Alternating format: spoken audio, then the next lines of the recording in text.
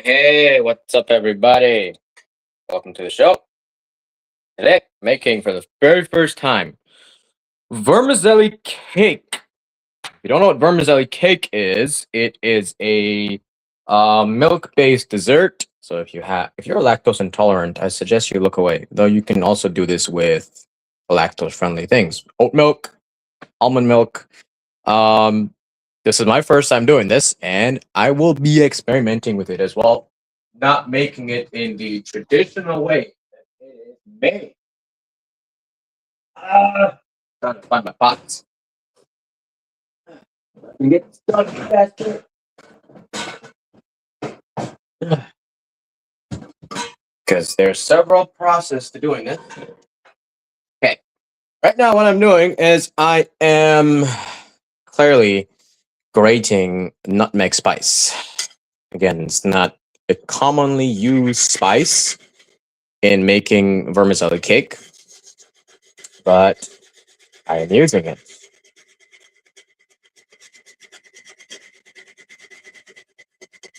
So, of course, ideally, you want to get very simple hand grater like this. You don't need the regular big one. By the way, the aroma in this kitchen smells awesome from nutmeg. If you don't know the nutmeg spice, you can use this in cake, any kind of dessert, making bread.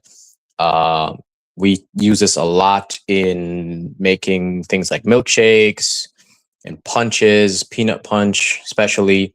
We have all kinds of punch, but everything except you don't use it in cooking. Baking, pastries, desserts, milk-based drinks. Yes.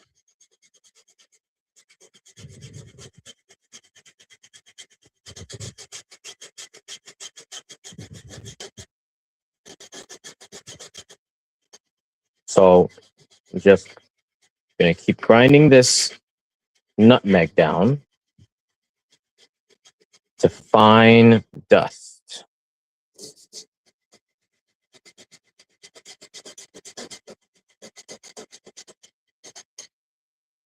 You got to be careful not to grind your fingers to fine dust.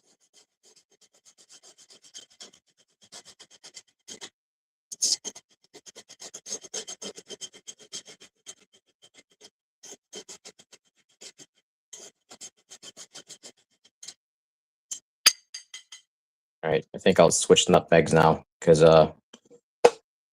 or yeah, I'll do a whole nutmeg. So I'll grab another whole nutmeg and grind it to the halfway mark, and I'll be a whole nutmeg.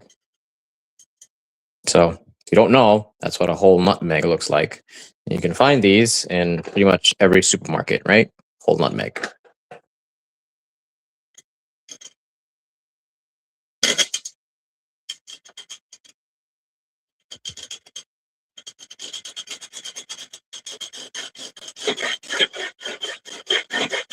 So if you haven't grounded nutmeg before in a grater, you want to start slow like that because as you can see, it's an oval shape and it's very rough. So you got to go slow till you get it grinded a bit, and then you can start speeding up.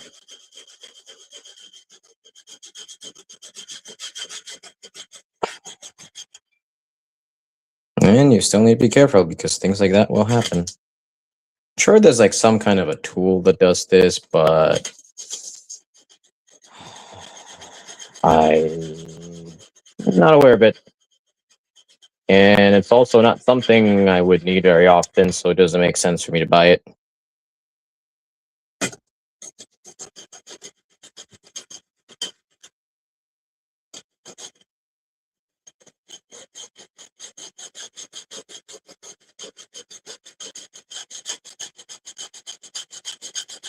There we go. We're getting a much smoother grind as the surface of the nutmeg is becoming flat. We've almost reached the halfway mark of this nutmeg.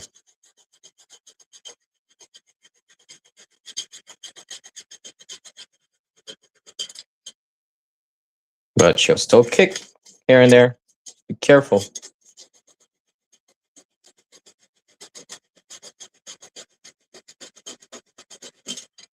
All right. That's enough of that. We have a lot of nutmeg in that plate. It's a whole nutmeg, essentially. Right? So we can put our nutmeg back. And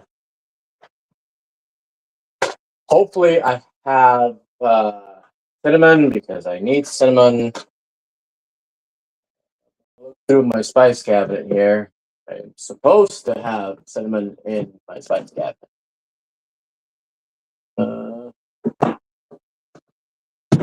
Get to grinding that next. Yes, cinnamon. There we go.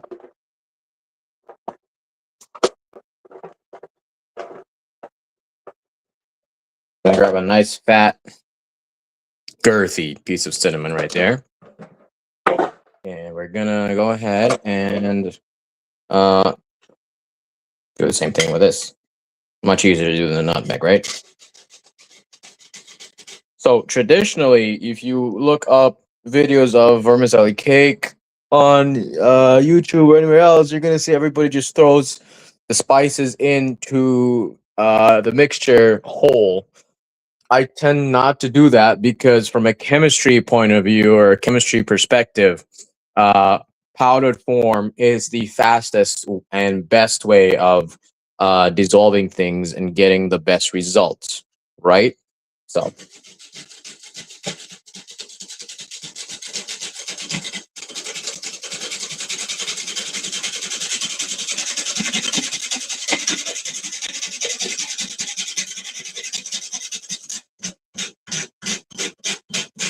And again, the kitchen is filled with the aroma from this. I do want to open a window, but it's quite windy, which is why I want to open a window. It's awesome. But the wind is literally blowing in the direction that the kitchen is facing, or the opposite direction that the kitchen is facing. So doing that, I'm literally making powder, so I'll get blown away. So we cannot open the kitchen to get some of that fresh, windy air that's rarely blowing here in New York City.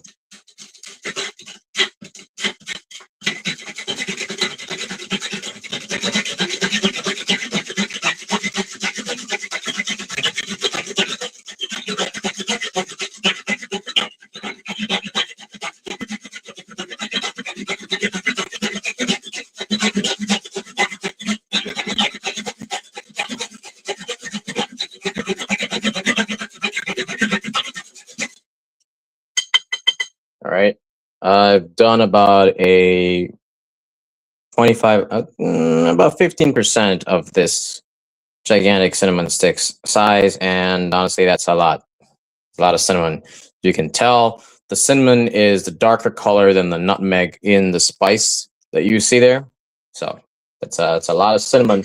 Because remember, we're doing the cinnamon in powder form, so we're actually going to get stronger taste out of the cinnamon than if it was in the whole stick form.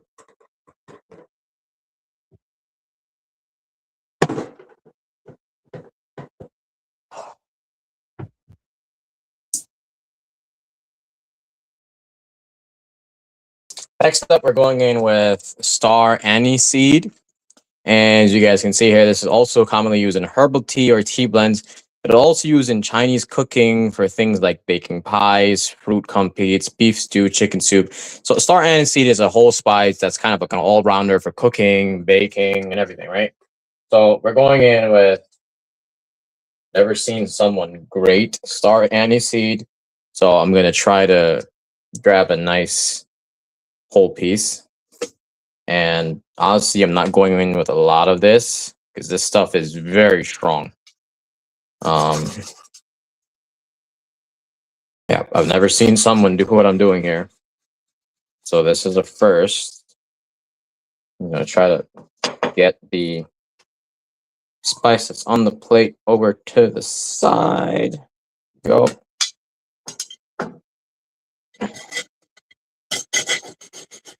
And you have to be more careful because we don't have a lot of volume or surface area that we're working with there. You see how close our fingers, or my finger, has to be to have sizable hands.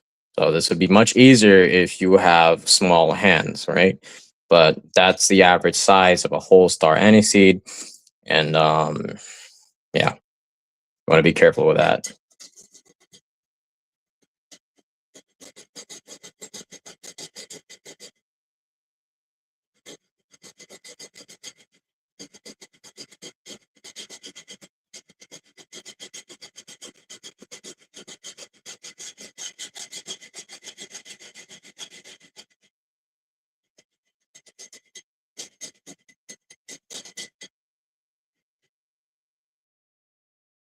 Yeah, it's quite difficult to grind.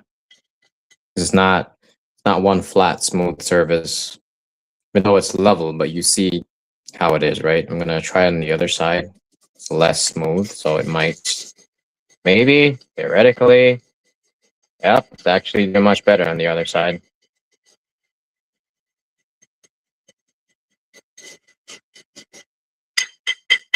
But I don't think I'm gonna do more than that because this stuff is really strong. And that very small amount, it's literally smelling stronger than the nutmeg and the cinnamon stick. Right.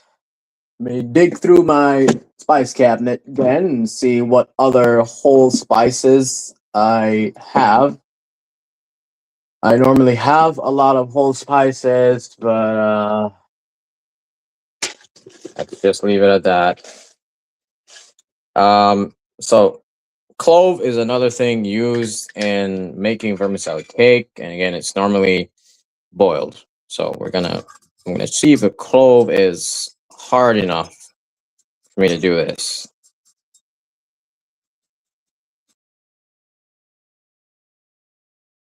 Yep, it is grinding down, but clove is such a small thing that it's barely noticeable. And I don't clove is very strong spice, so you know I'd rather it be in the powder form, especially because I don't like chewing on clove in anything.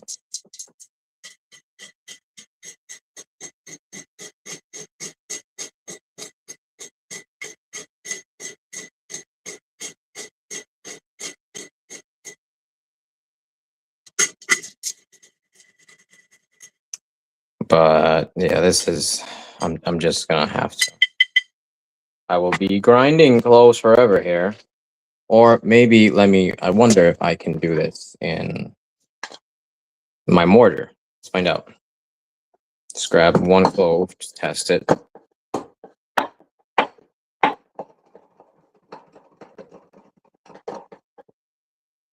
I mean, it's not perfect, but it's a lot smaller to work with, which is a lot better in my opinion, right?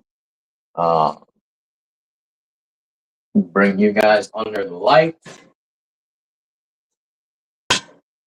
Stove here, so that you guys can have a better view of things.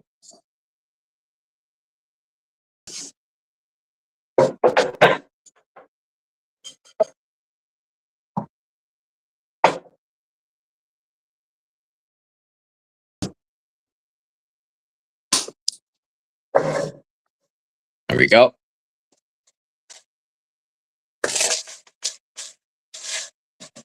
So we already had one clove in there, and I'm just gonna go in with 3 pieces of clove total. All right, let's make it 4. That's it. Not a big fan of clove, but it is needed in vermicelli cake. It does add to the taste, as this is a very seasoning one. Like taste wise, it's a very spice based dessert.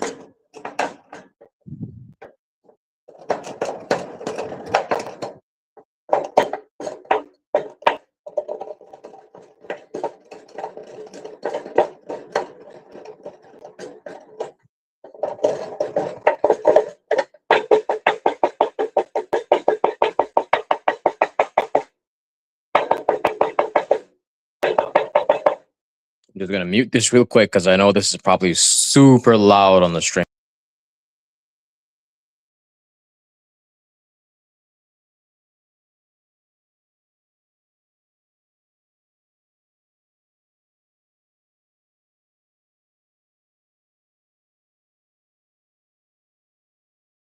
Yep, there we go.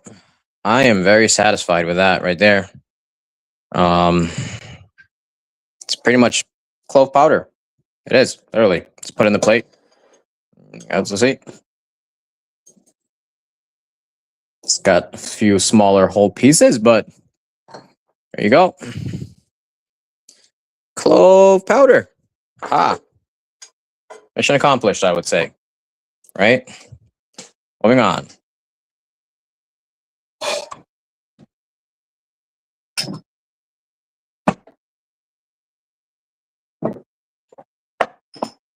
Oh, I am digging through my spice cabinet.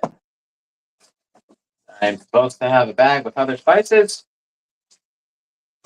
And hopefully the bag is in existence. There's one key ingredient that I am not finding. Oh boy. Huh. Hmm.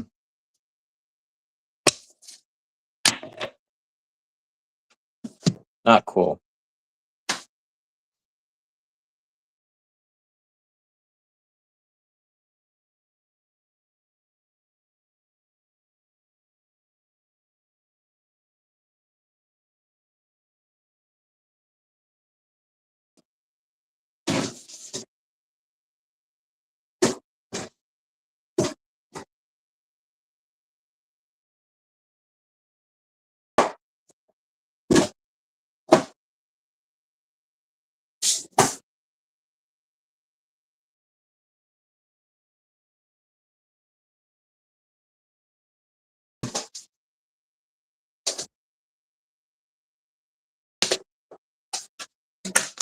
Right. I have found more spices.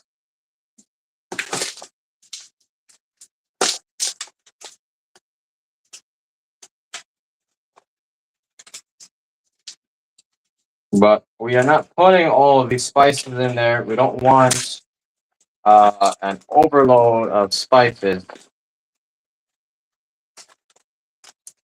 And I don't even know if this spice mix has what I need.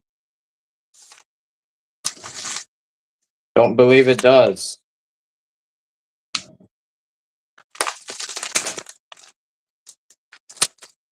As you guys can see here, that is a spice mix bag.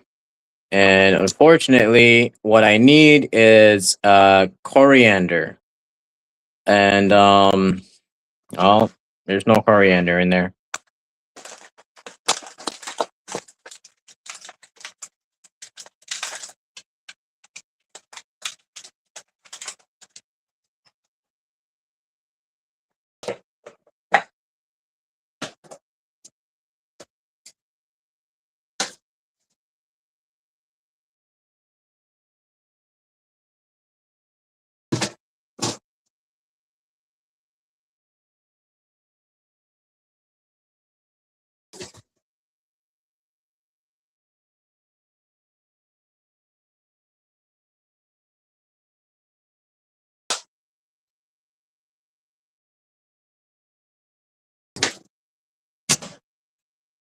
All right, so it looks like that is all of the spices that we'll be using in our mixture.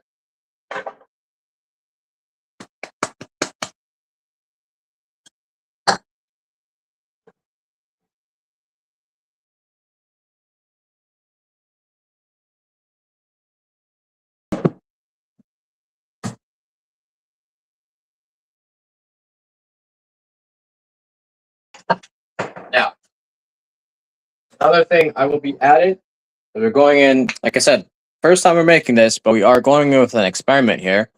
So I've got some Colombian coffee, and I'm adding I guess we can say a tiramisu twist to this vermicelli, right? So coffee is obviously grounded, but we're gonna go ahead and ground it up some more.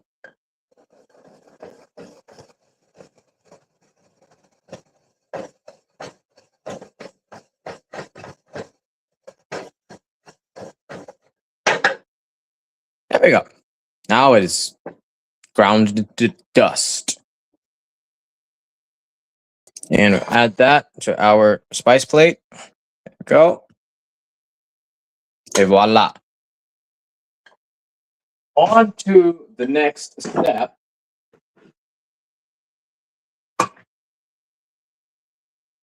Where we need to start preparing garnishes. So I will be adding sprinkles to this cake mix. Another spice you need is vanilla spice or vanilla essence. Okay. On top of that, like I said, garnishes. So let me grab another plate here and bring the garnish to you in a second.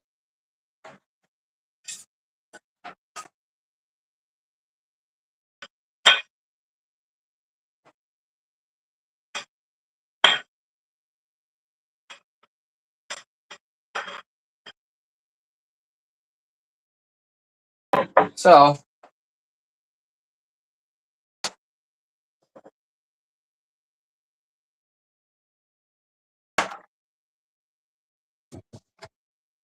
here's the garnish plate. Going in with a handful of hazelnuts, not too much.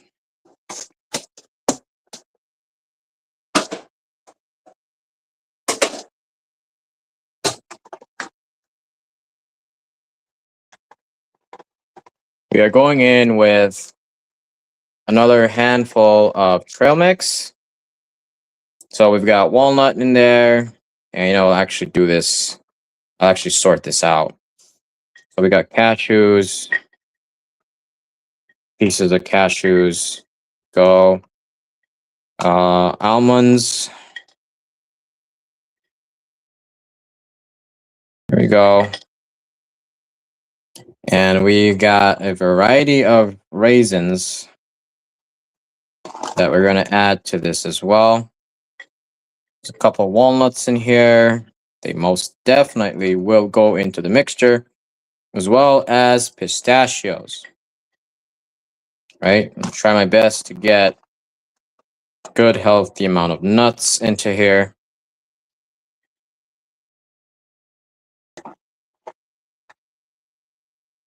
More raisins. And yep, I think that's about enough. I have one more bit of garnish.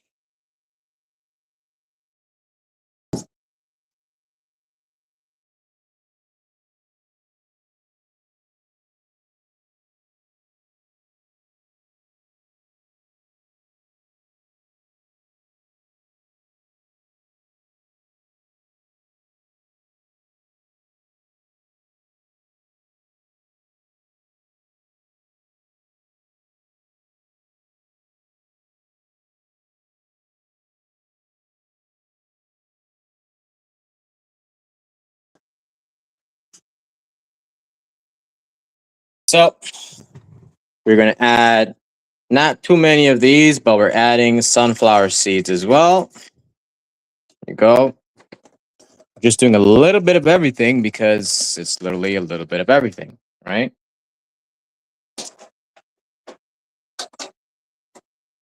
Next up, this is something you will never see in vermicelli cake. So this comes from what is happening with this cake and with a lot of the food I make. Given that I've lived, traveled all over the world, my taste is very varied. So we're adding dates, right? We're going 4 dates, no more than that.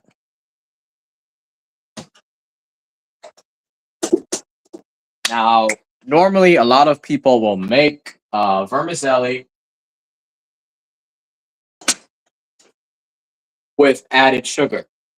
Okay, adding dates to this mix negates the need for that sugar. And we're gonna go ahead and we're gonna cut these up.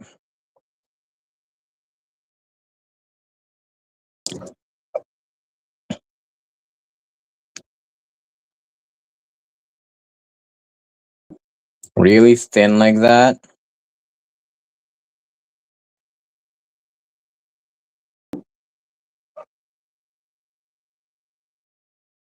Okay. I'm actually gonna grab a bigger knife. I want it more thin than that.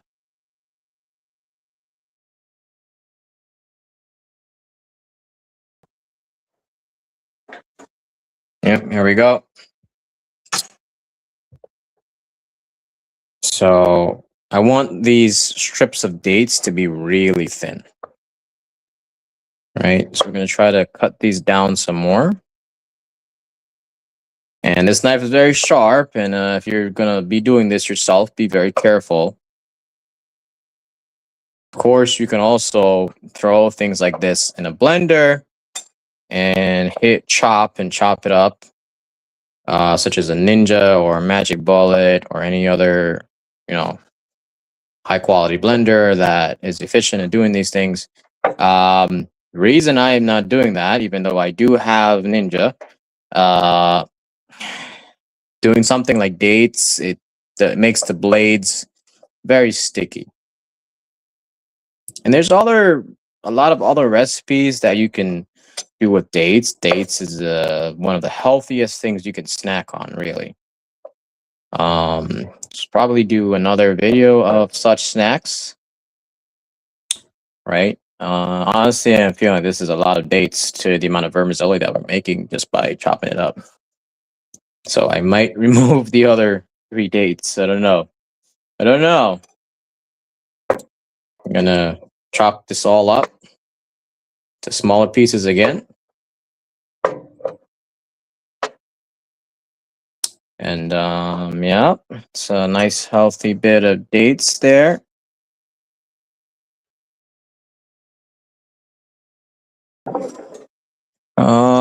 Yeah, we wanna have a look at this ratio of things. Mix the dates in. I don't want to, because vermicelli is made with evaporated milk and condensed milk. You don't have to use those things, but those things honestly give it the best taste. So you don't want and I don't want an overload of sweetness. It's really up to your who you're feeding and their taste preference. I tend to not like very sweet things, very mild when it comes to sugary taste.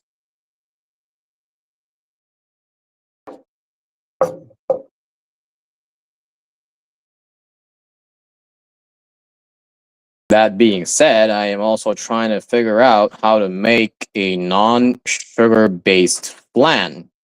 So if I come up with a theory for that, you guys will be seeing a live stream and a video of such. Because I do love flan, but I am a type 2 diabetic, so it is not very healthy for me to eat flan the way it's normally made. So I eat flan maybe once a month, maybe, just to treat myself here and there.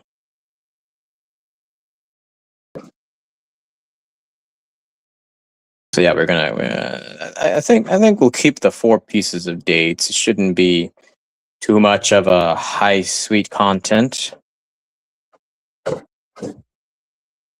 And it's quite tricky cutting these up because, like I said, dates are very sticky.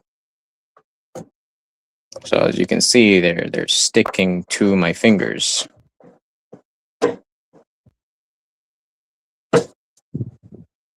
Not all dates are very sticky, but these are not even the variety of dates I would like to use. There's a variety called rutub. Rutub is very, very fresh dates that comes fresh off of the date palm tree. And it's not something you would find in America unless it is imported, frozen and imported, because rutub is, if you're in the Middle East, you can get rutub at a date shop when the date harvest is in season. Um, Honestly, you don't even need to go to a date shop because the Middle East, there are date palms literally everywhere, such as at mosques. And when the dates are harvesting, you can go and pick them from a mosque or park, as many people will do, just like you have apple picking and strawberry picking and those kind of things here in the States, right? And that is actually the healthiest form of dates because at that very stage where it's called rutub, date is not very sweet. It is sweet, don't get me wrong. It's just a lesser sweet content than dates that is aged like this one. The older dates get, the sweeter it gets. Very much like raisins that are, raisins come from grapes. It's a very similar process, except dates last forever, basically. Okay, that's enough in our garnish plate. Okay, I do, yep, see, there's dates stuck to my finger. I do want to break these hazelnuts apart. Try this with a smaller knife. There we go. Yep, that's a whole hazelnut. That's the inside. I'm gonna keep the skin on the hazelnut because I actually like taste. And if you guys eat Cadbury, you know how awesome hazelnuts taste. So we're just gonna cut all the hazelnuts into half.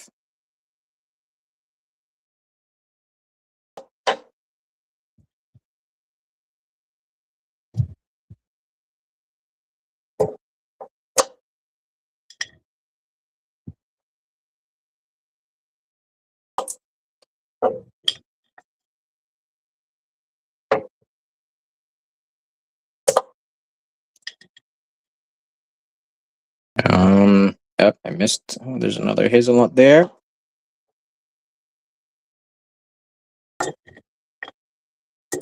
And another one right here.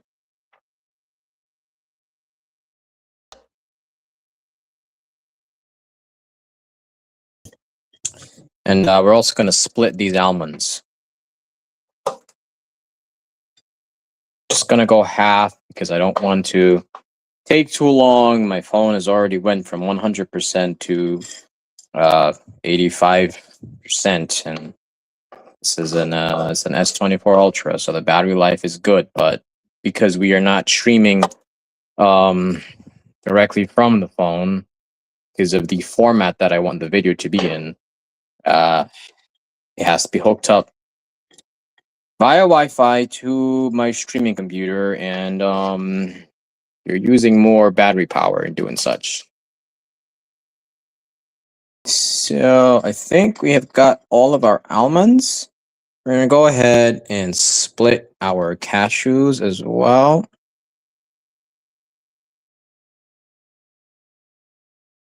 That one's being stubborn. I'll just cut it. There we go. It's easier.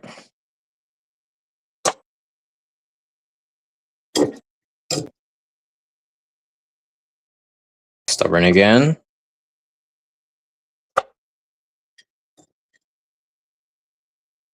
I think I'll just keep cutting them instead of trial and error. Just get this done a little faster.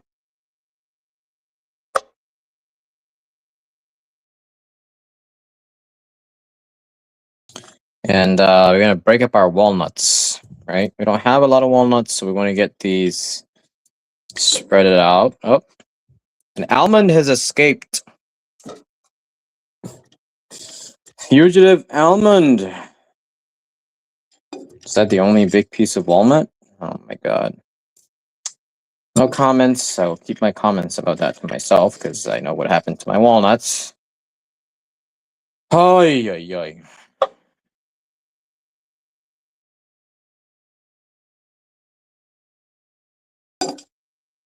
All right. I am very pleased with the ratio of garnishes that we have here. So I do think I will chop these raisins into smaller pieces. I don't like I don't want to be chewing on gigantic pieces of raisin.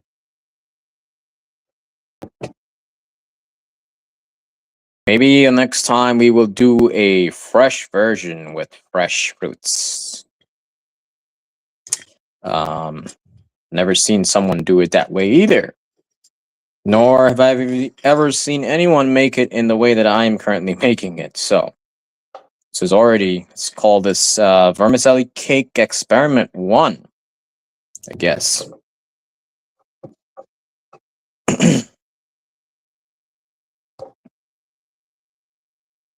Right? A very healthy mixture of trail mix garnish there, right? There you go.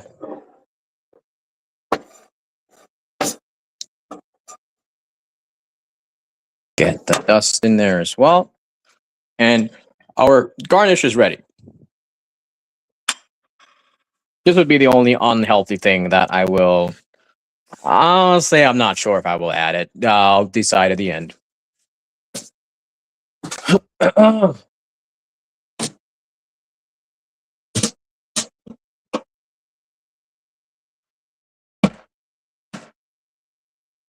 All right. So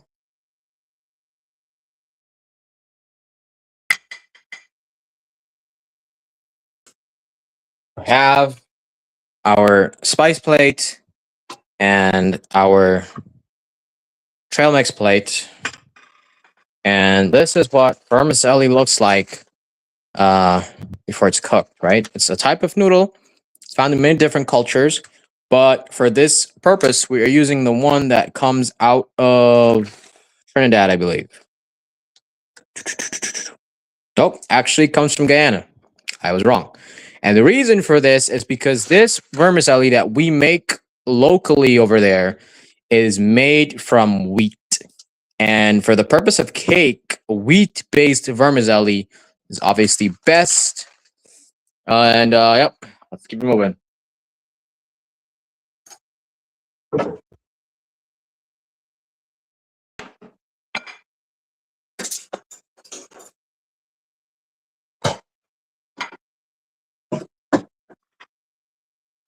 I'm gonna go ahead and open up some windows now that I'm finished grinding seasonings.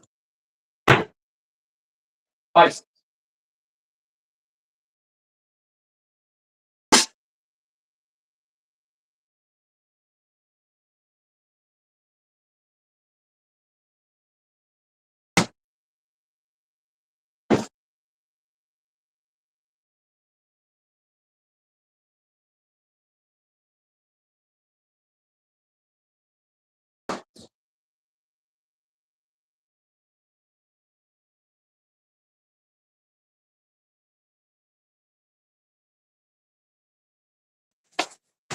Now, I do have one more thing that we'll be experimenting with. That is a coconut.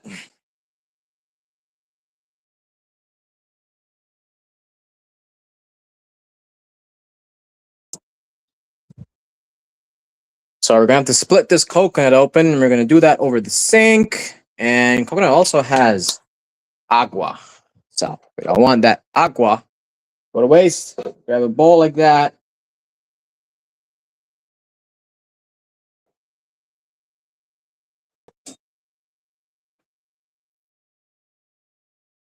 And so what I'm actually going to do is pretty simple. I grab a hammer and nail, and I'm going to poke these 3 eyes out.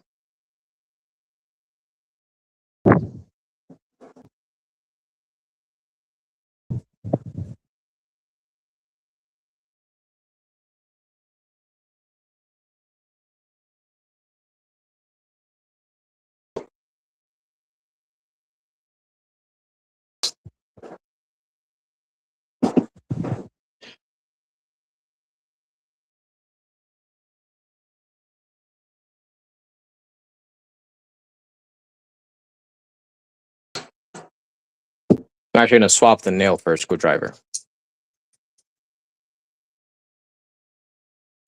So maybe a little tricky to get this done, honestly.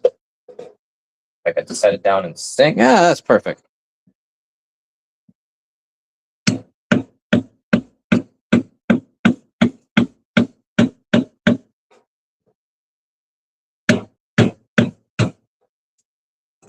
Coconut is actually splitting on the bottom.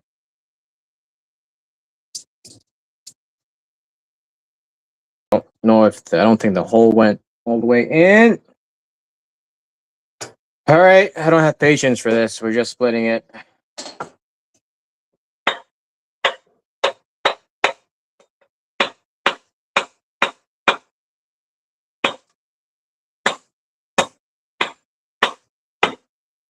And she's cracked right there. We're gonna keep hitting it along the crack, and the water is going to trickle out. I'm gonna try to pry this open because I do want the water to drink. So there you go.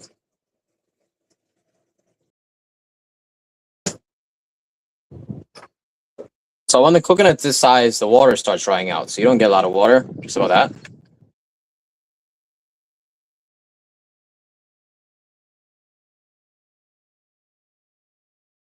Yeah, it's so good.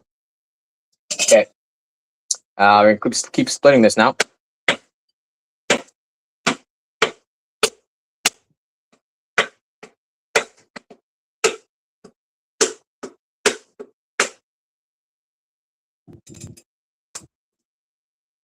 There we go.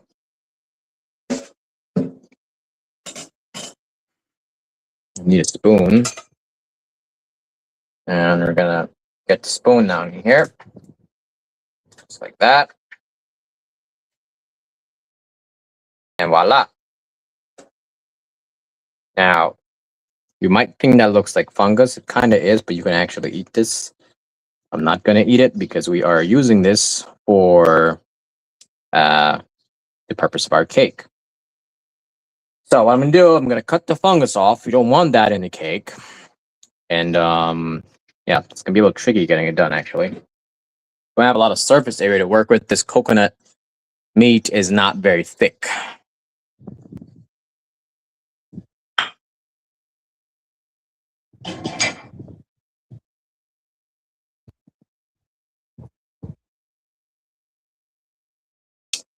So I need to cut this into smaller, manageable pieces, and be able to do it from that. Okay, we got a little piece there. There we go. We got another slice. I really don't want to cut myself.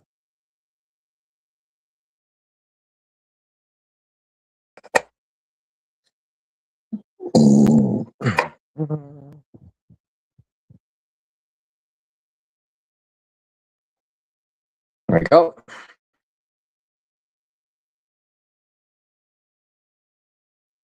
And I should have done this yesterday because I really wanted to grind this coconut down to fine dust, which is not possible whilst the coconut is wet and moist as it is. So we're just going to go ahead and we're going to cut things up.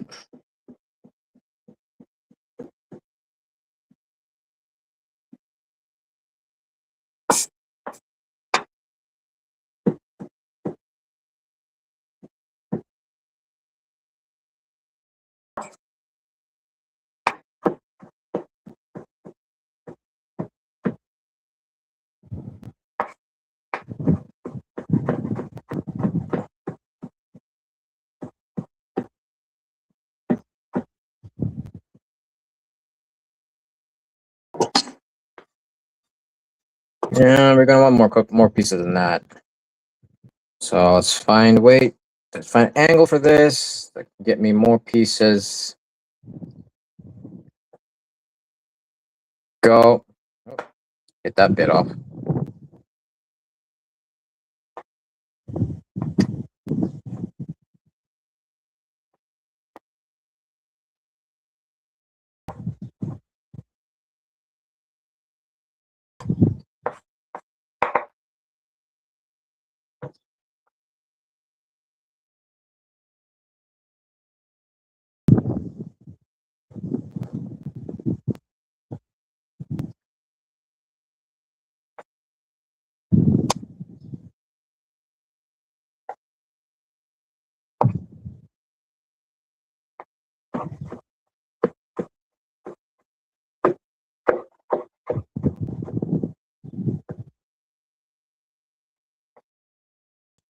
Right.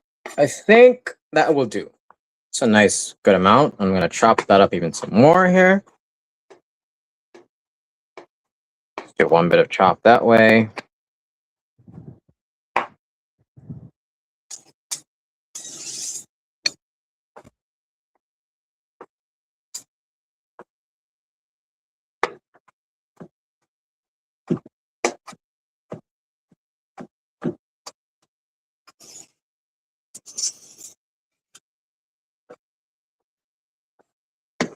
Et voila. Okay, that's enough.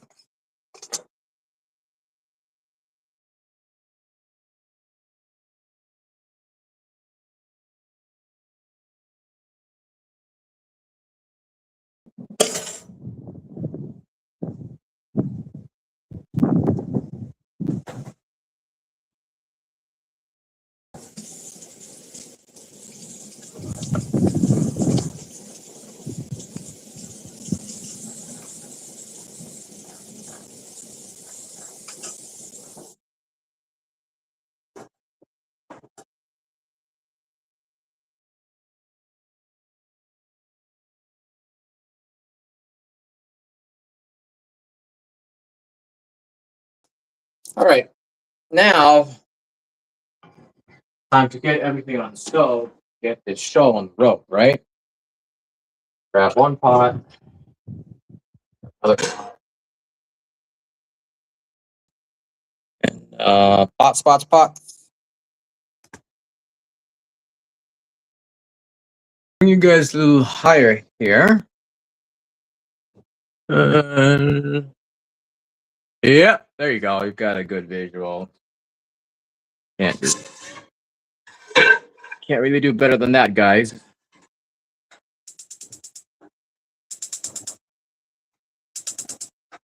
We're gonna get our pots on.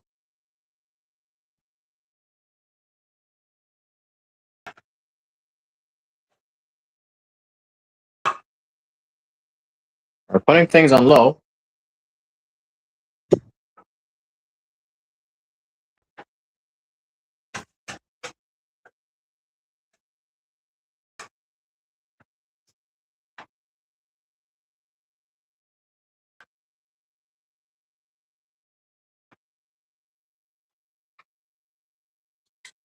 We're gonna start opening cans of evaporated milk, and my preference is Nestle Carnation.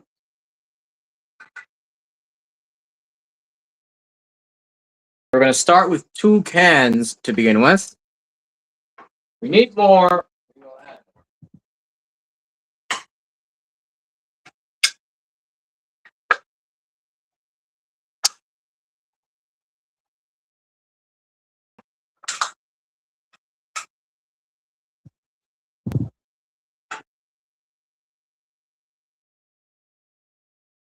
Next up, we're gonna go in with 1 can of Nestle sweetened condensed milk.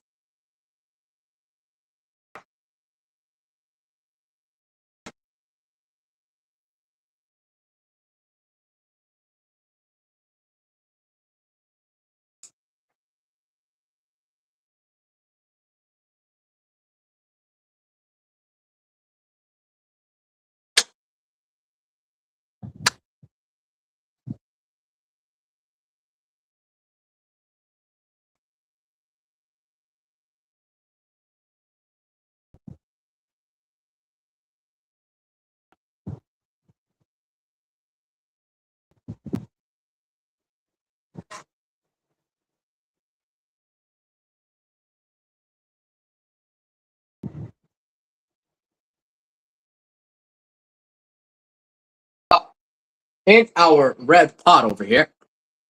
Drop you guys back down. Oh, you guys need to go back up a bit. There we go. Perfect. In our red pot over here, we're gonna go ahead and we're gonna drop. We got a little bit of water sitting in the bottom, not too much, and we're going in with 1 can of Nestle Carnation. Et voila.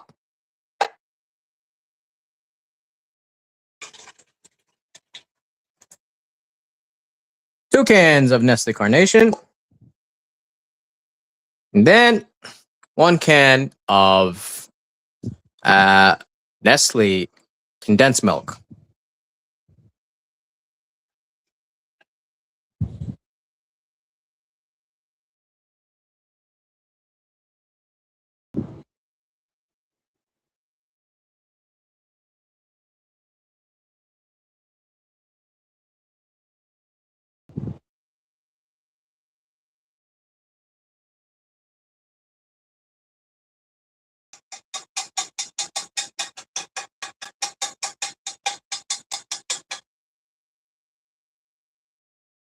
Now, don't think for a second that this is going to be wasted because we need to add water to this at a later stage.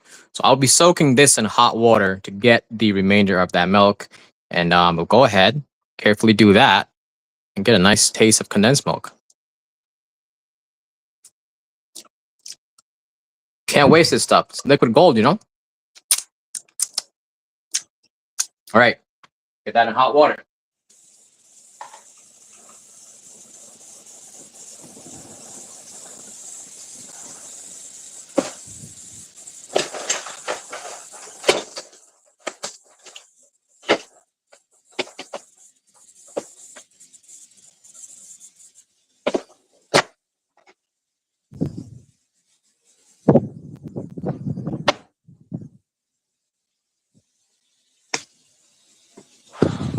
All right, grab yourself a spoon and start stirring things in. Because you want to make sure that the condensed milk is fully dissolved into the evaporated milk.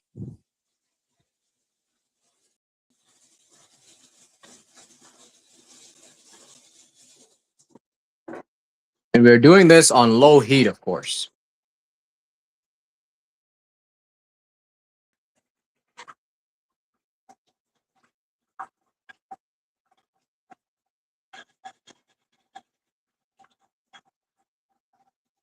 Trying to get some condensed milk off the side of the pot.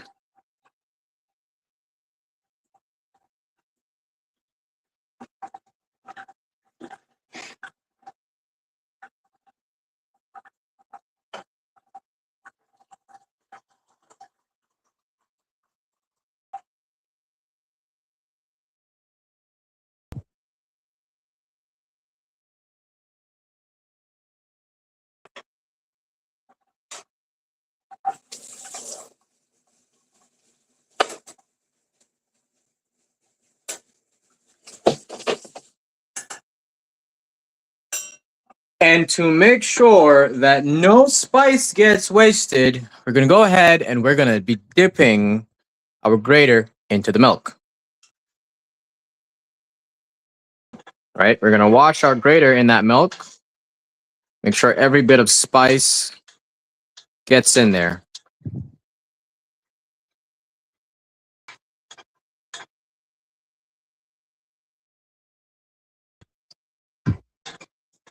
Because that is powdered gold. We don't want to waste that. All right, there we go. Now we can actually wash the grater. Yes, make sure when you guys are cooking, please make it a habit of washing things as you're cooking so you don't have to do chores after you're finished.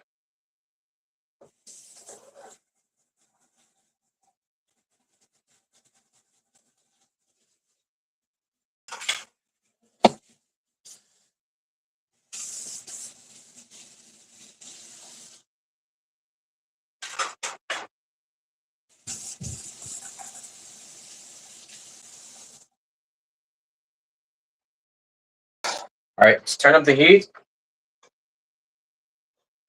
Let me keep stirring this in here.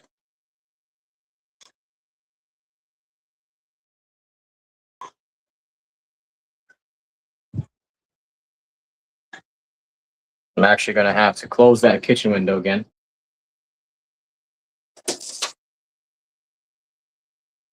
The wind is threatening to blow everything away, including the fire.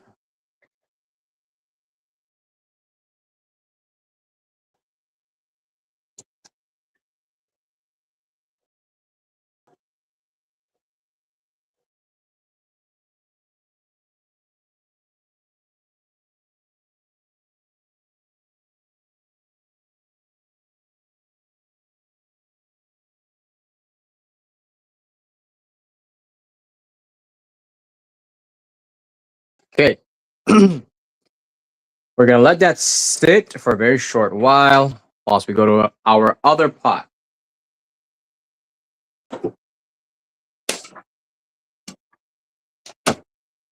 So I have chosen to use parquet for this because it's obviously healthier than butter. Butter is involved in the making of vermicelli cake. I was looking for butter that comes from Guyana because our butter is actually one of the best in the world and it tastes amazing. It's sold all over Europe and everywhere else, including, of course, here in America. Can't seem to find the container. Moving on. Oh, there it is. So, you see this in the supermarket near you, which if you find like a Hispanic supermarket, more than likely they will have it. Yeah, grab you a tub, right? Free of trans fat, and it is awesome. You put this on some toast, you make eggs with it, whatever, bread, pastries. Just tastes amazing. But we are experimenting here, so we're gonna find out how vermicelli cake tastes with parquet, because otherwise you would get vermicelli cake that is normally made with that specific butter. So in this next part of our stream here, we're going to be dropping, starting off with one stick of parquet to that pot. And maybe grab a separate spoon for this.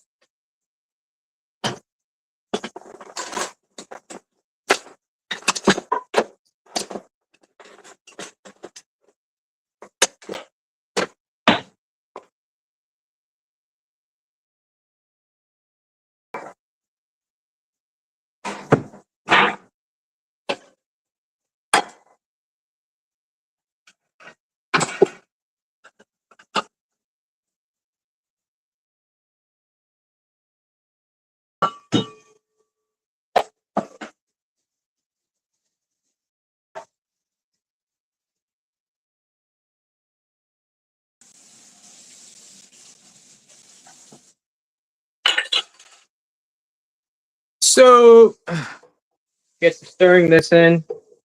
And we also want to get the sides of the pan nice and oiled up here.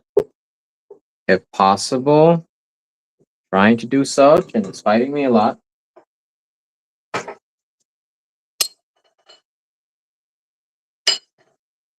I'm just going to grab the pan and go ahead and yeah, see how that works out.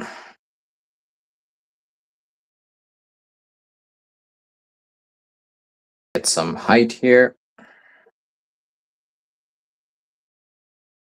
All right. So our one stick of parquet in there.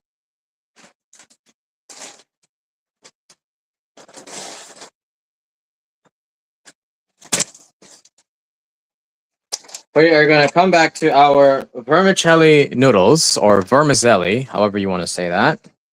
We say vermicelli, kind of like with a C and a Z. And just going to drop that in there. So normally when you see people making this, they use a lot more butter than that. And that's not even butter, that's parquet. You can see I did not. The reason for me not doing that is I am trying to create a healthier version of this dessert. And we need to make experiments in that direction, right? Make sure to grab a pair of chopsticks here.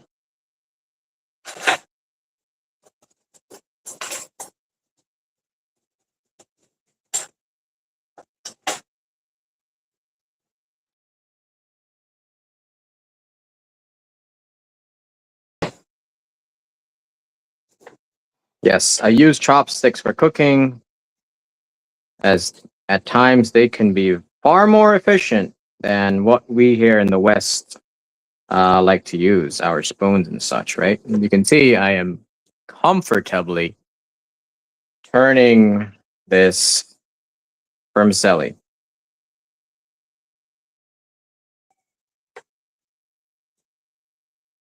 But we don't have to stir this too much.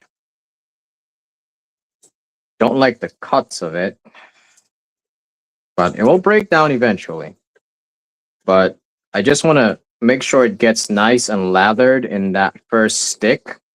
I will have to be adding a second stick, and we're doing this on low heat. No point do you need to turn your fire up and high at this stage at least. All right. We actually need to switch to our milk because our milk has started doing that. That lets us know that our milk is ready. We need to get that down. Turn the fire off there. Let it settle.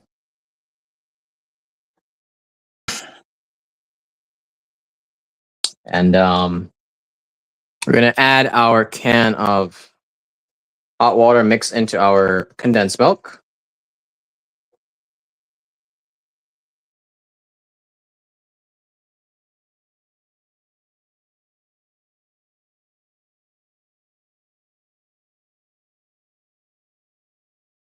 We're going to go ahead and soak that into more hot water.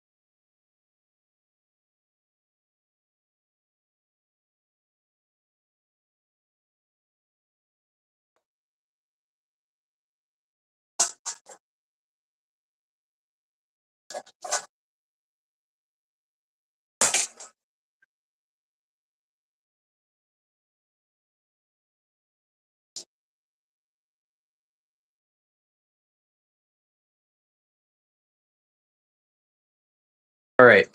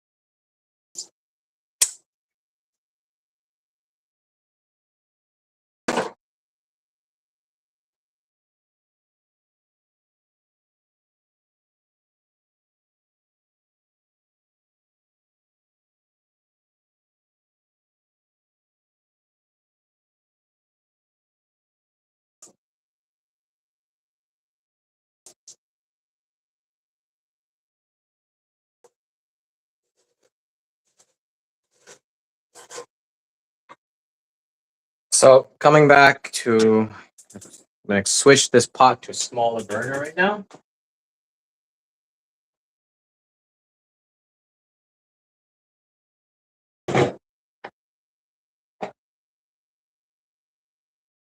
And we're gonna come back over here.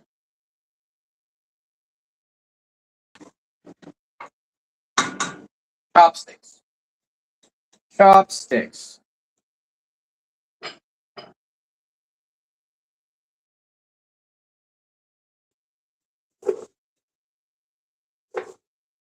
So you can see even on low heat, the vermicelli sticks are actually getting caramelized on the bottom of the pan, right? That's why I said keep this on low heat.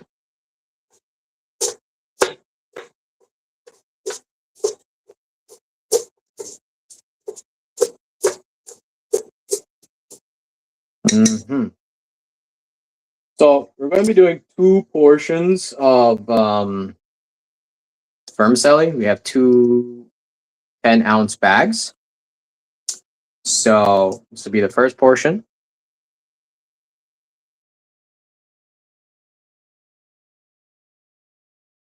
And whilst that's being done, let me just grab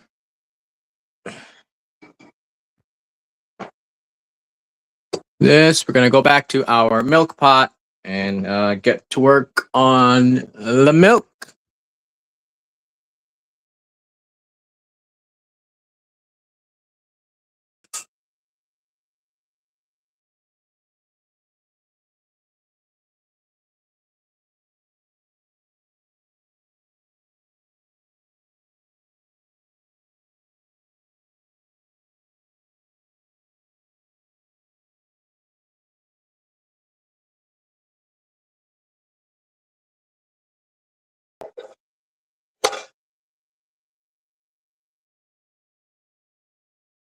Oh, going in with another can of hot water and condensed milk.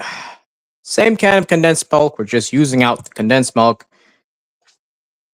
It's at the bottom of the can. And we don't need more than that, hopefully.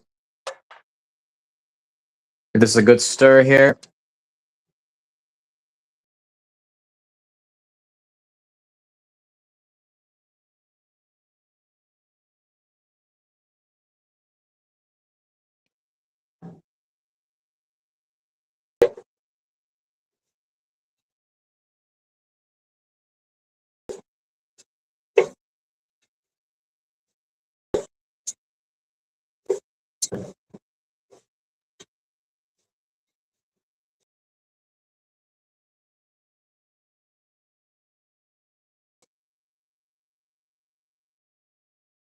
Whilst that's heating up, we're going to get our second bag of vermicelli noodles.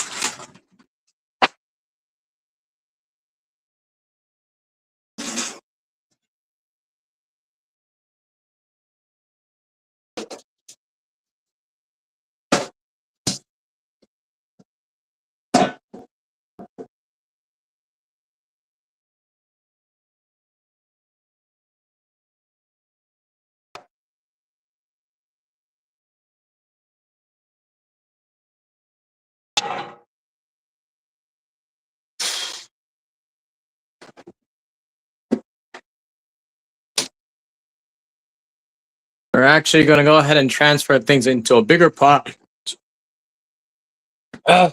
Make our work a little easier.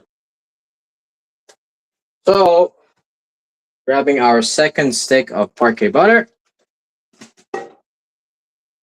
Or I should say parquet, I can't believe it's not butter. My bad. And we're going to stir that in. Get this pot nice and give me a chopstick. Spoon stops giving me a headache. Just poke it right there.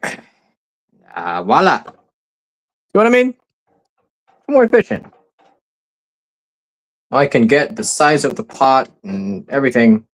Make sure that nothing will stick at any point through this process, right?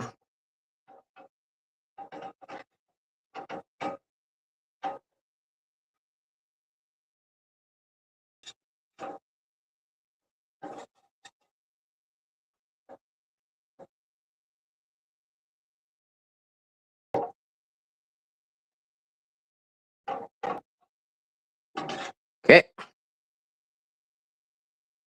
And voila. See how easy that is cooking with a chopstick? So much better. You can use chopstick for cooking literally everything. Vermicelli, right.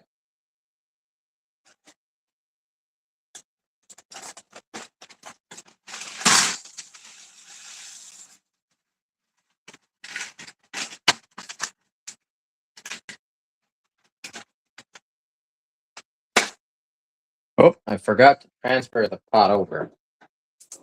Just bring the fire back on this one. Start stirring that milk up. You don't want the milk to curd, and if you don't know what curding is the milk starts taking on a solid state. Turn the heat up. We are using a bigger pot here. And vermicelli is jumping out of the pot already. So, got nice spread of vermicelli in there. And we're going to go ahead and dump. That's hot.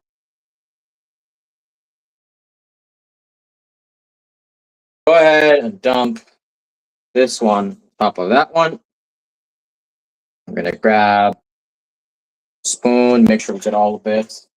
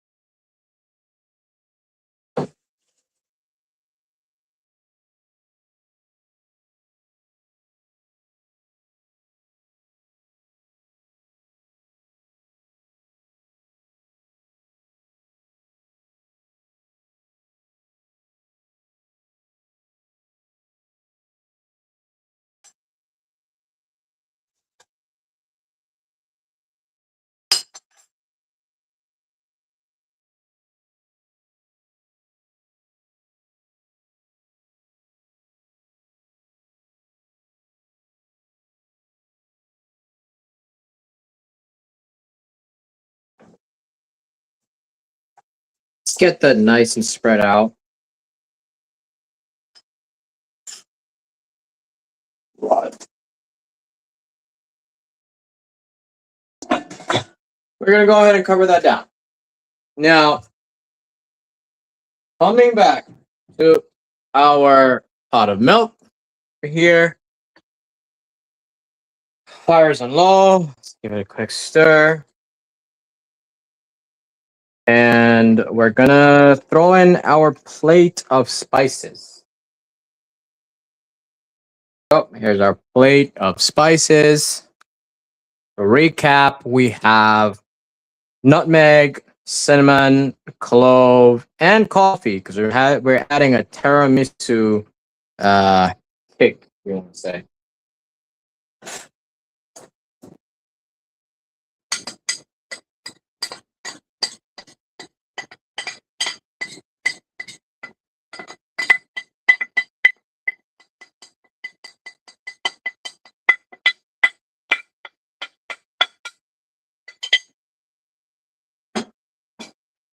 Or a tiramisu twist, I think would be the better phrase.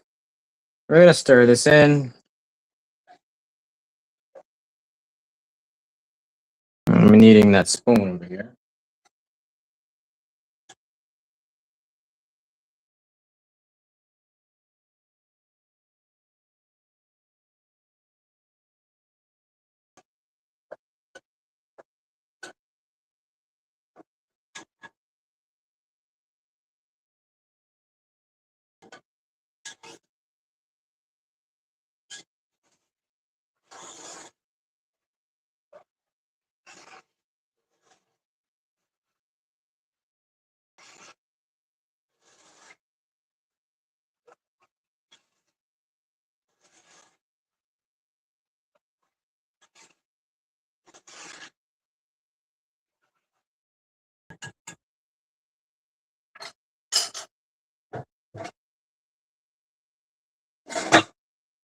Now, going by the volume of vermicelli that we have, I think it's safe to say that we need to increase our quantity of milk.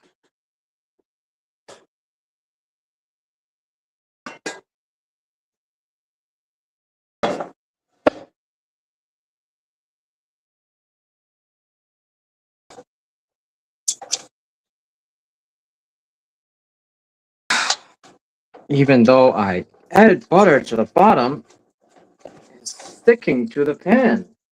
That's annoying.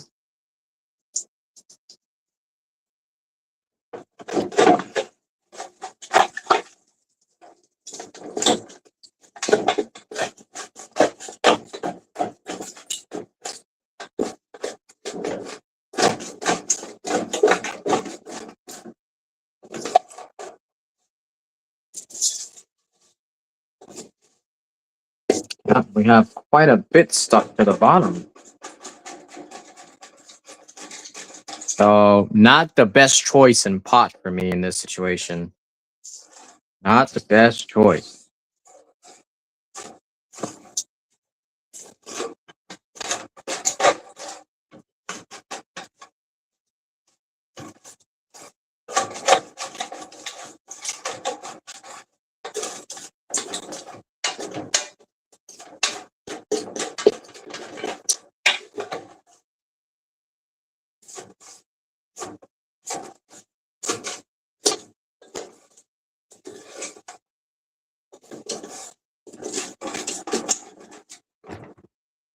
Ow.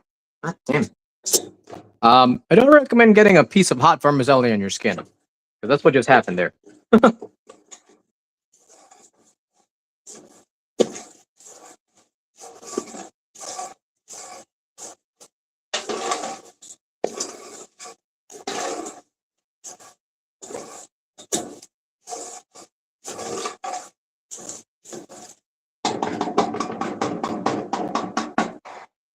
Right. I hope it doesn't stick too bad this time.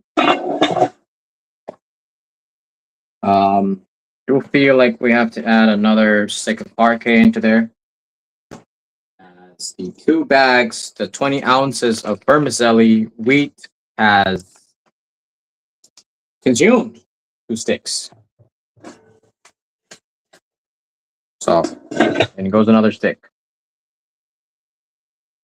Because we do need liquid amounts of parquet in there when we add the milk.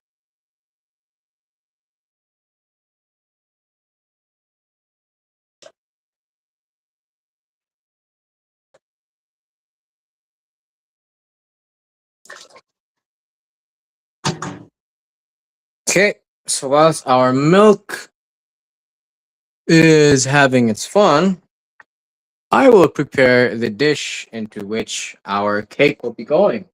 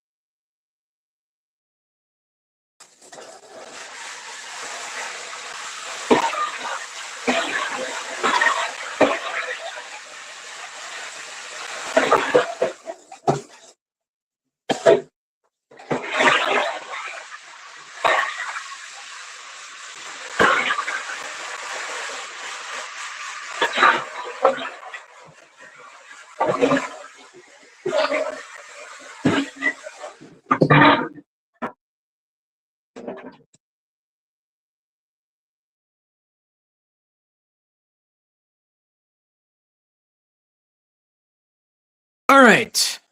And preparation is interrupted. This is sizzling a lot.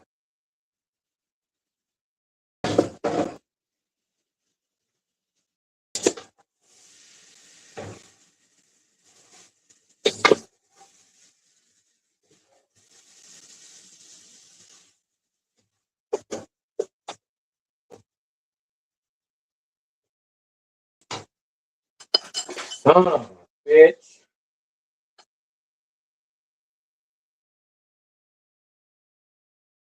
There we go.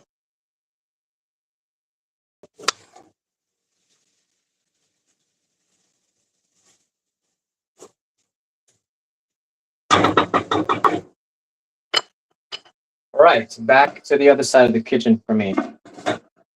You guys have fun watching this milk. Let's give that a little stir. And yeah, let me add more. Let me add another additional can of evaporated milk into this.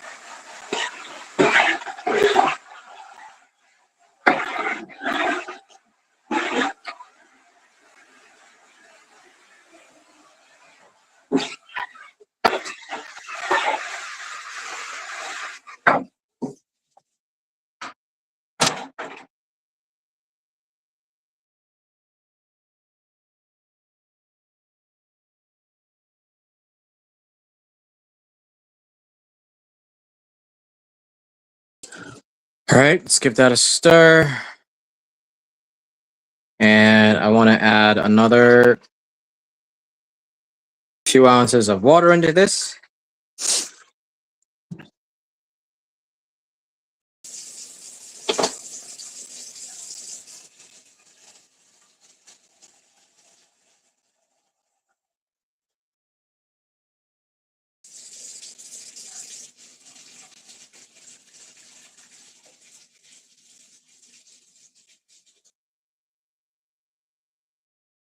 More is better in this situation.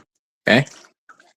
So we process is once that vermicelli is finished cooking in there, we add the hot milk to the vermicelli. And we also need to be adding the garnishes in here right about now.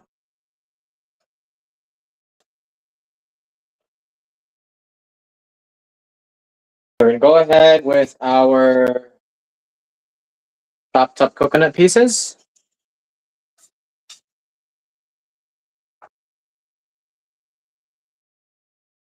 There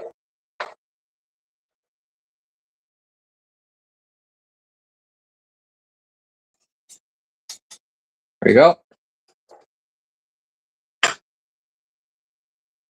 And we're coming in with our trail mix. Again, we keep everything on low heat.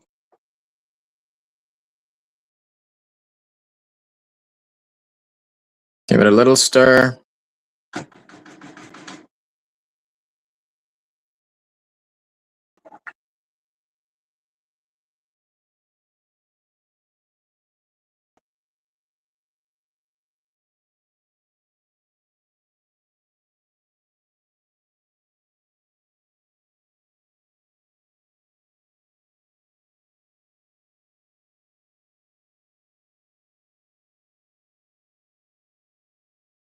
Whilst that's getting some heat,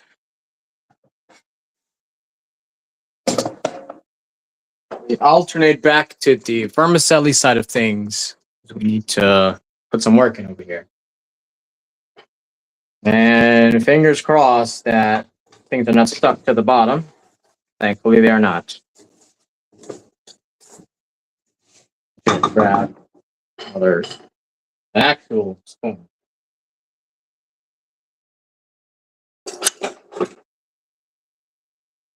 There we go.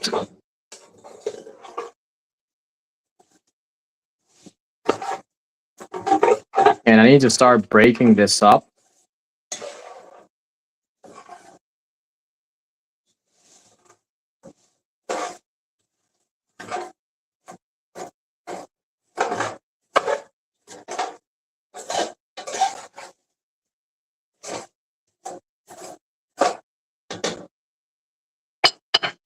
I think I'm going to do that in my own way. Knife.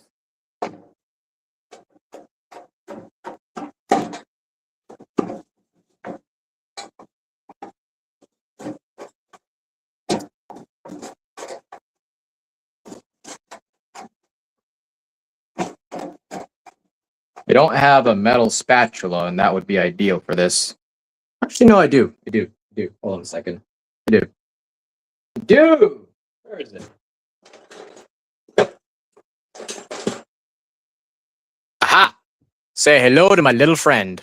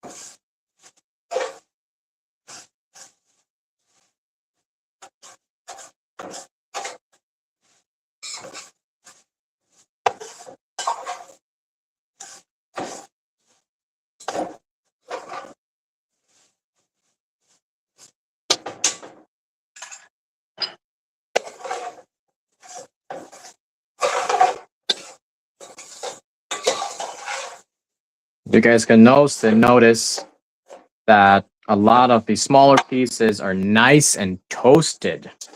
Okay, that's what you want. You want a good mix of untoasted and toasted. And that also gives this dessert a nice smoky flavor.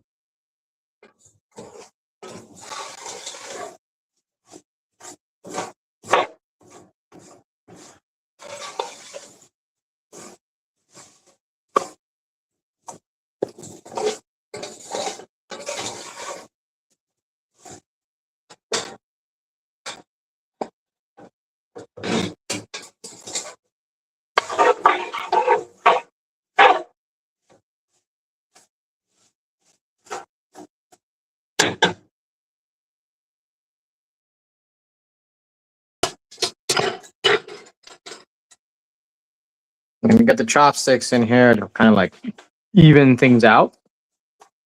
Really nice.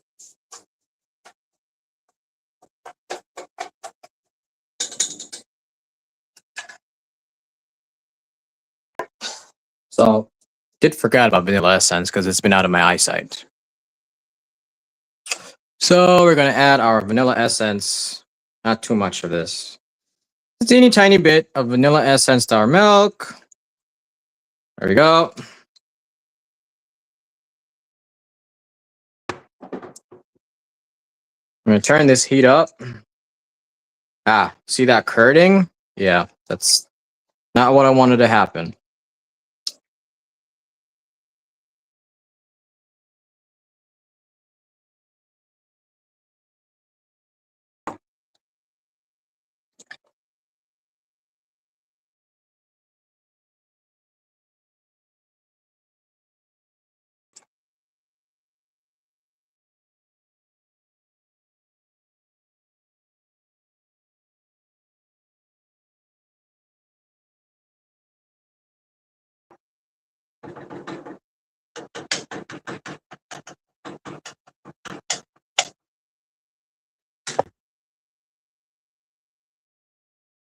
So I'm gonna go ahead and grab my very abused stainless steel teapot here.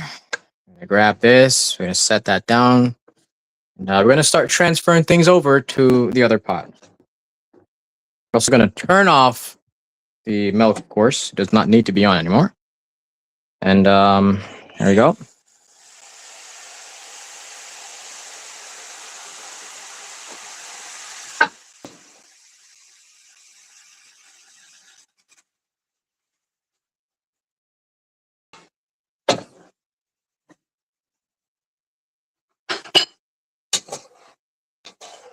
I'm gonna stir this because we don't want to drown the cake. You can drown the vermicelli, but then you won't get vermicelli cake. You'll get a liquid vermicelli, which is really not what I want. Don't want a liquid vermicelli. I more of vermicelli cake.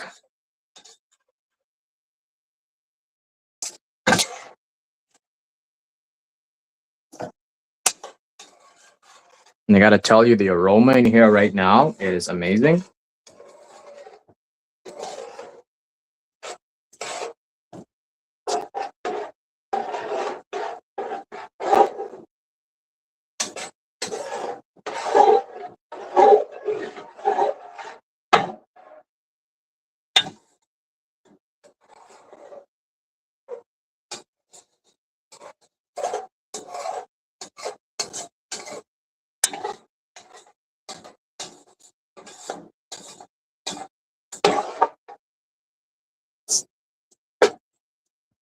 Okay, so I think this needs more milk.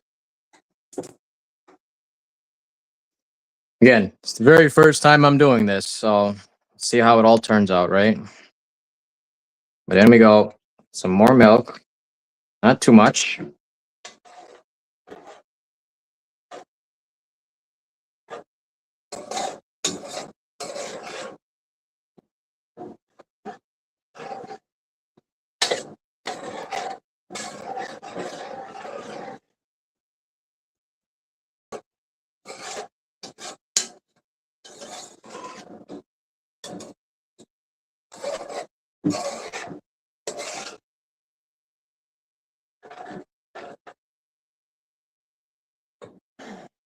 You can see the milk is starting to thicken with the vermicelli, but there's still a lot of vermicelli over the milk, so that means we need more milk.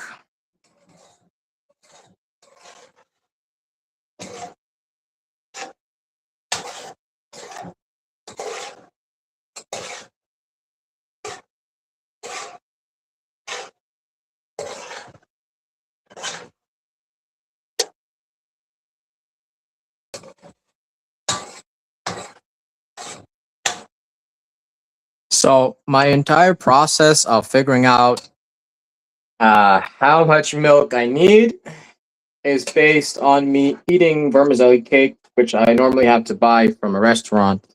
It's very expensive because they sell it for $12 a portion.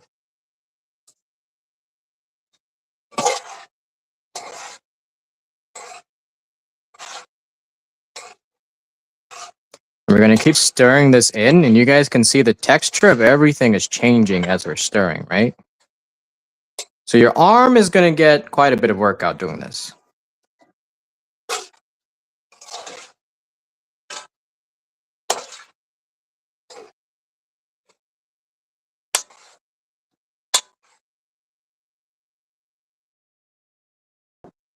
Move this over a little bit so you guys can get a better view.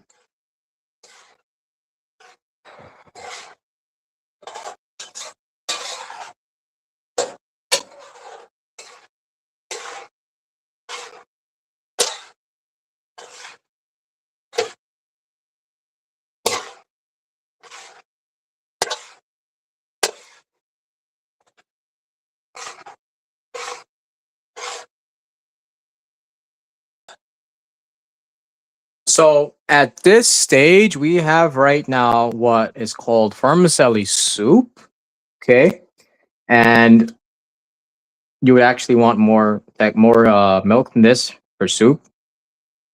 Because people drink it out of a cup essentially. And that can be served cold or hot.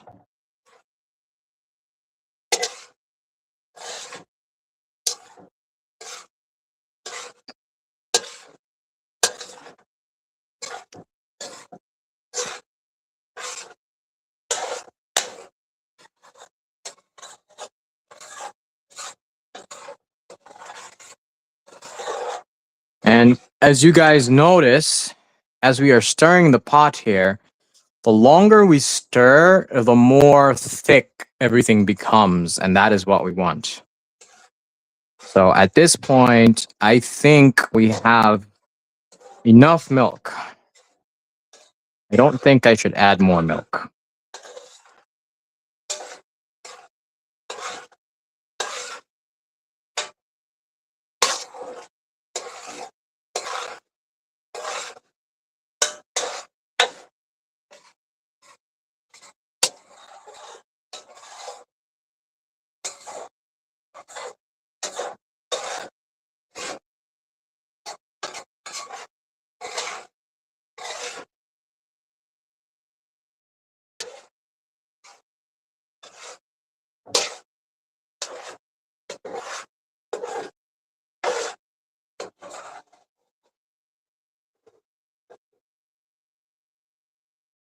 And as I stated, you can serve this as it is right now in this form.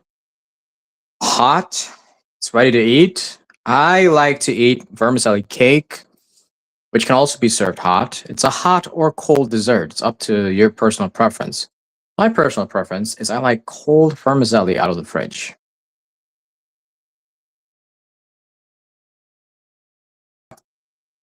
Let's add, we're just going to keep adding milk, stirring it in. Because I do like my vermicelli to be very milky as well.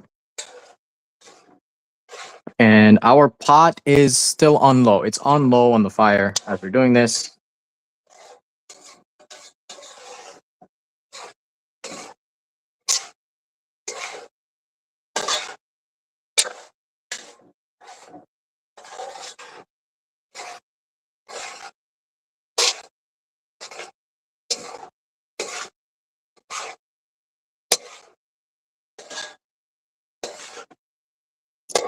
And And I can tell you this is more coming to the texture of vermicelli cake that I like right now.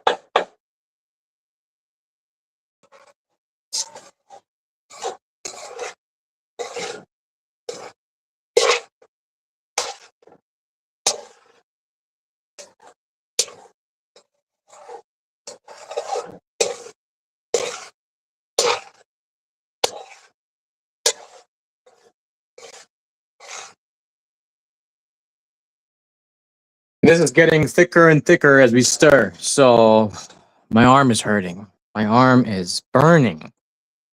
It feels as though I have been curling a 25-pound dumbbell for however long I've been doing this.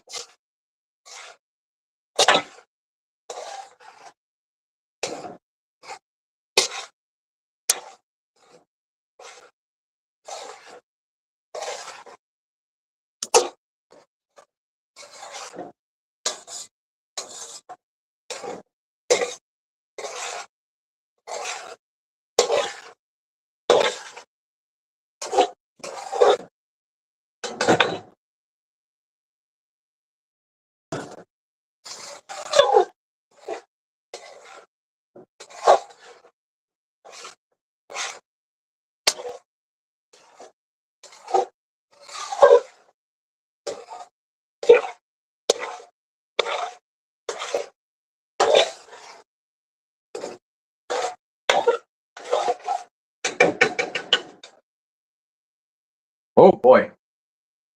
All right. Our vermicelli mixture is once again turning more brown. I want it to be more white.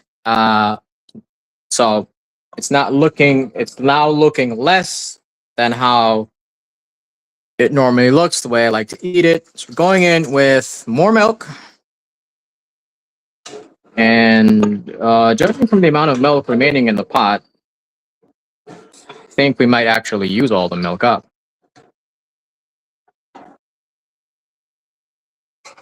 Right, let's get back to our arm routine, our new gym routine here.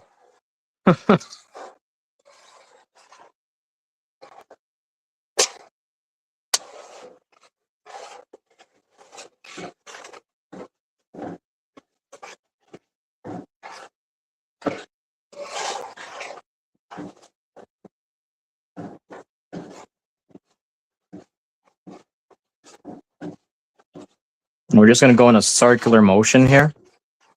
I'm going to try to switch to my left hand.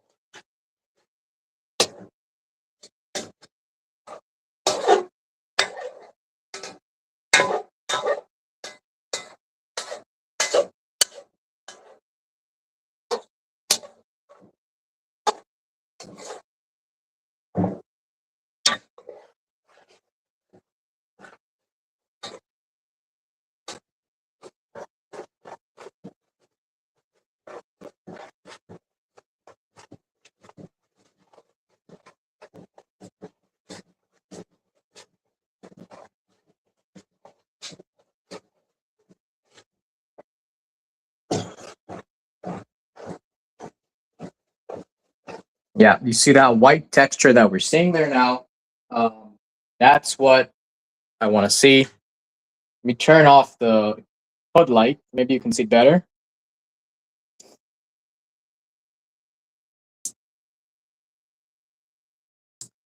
So that's the consistency that I want to see.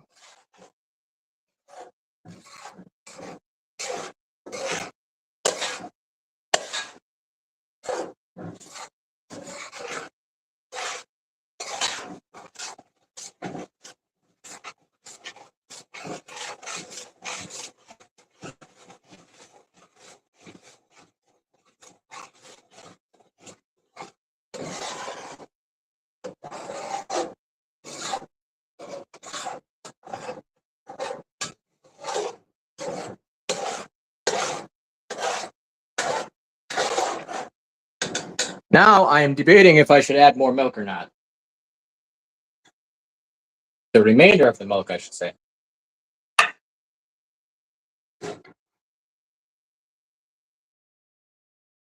Let me measure this out. We don't have a lot of milk left in our milk pot. Let me measure this out and I'll figure out if it's a good idea or not.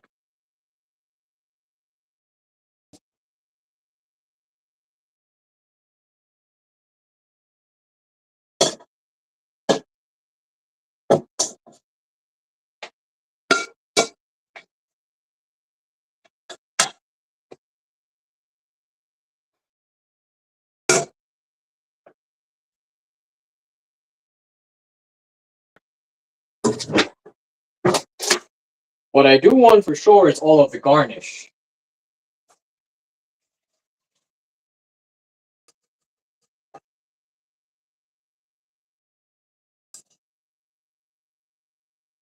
I'm going to add all of our garnish there into the pot over here.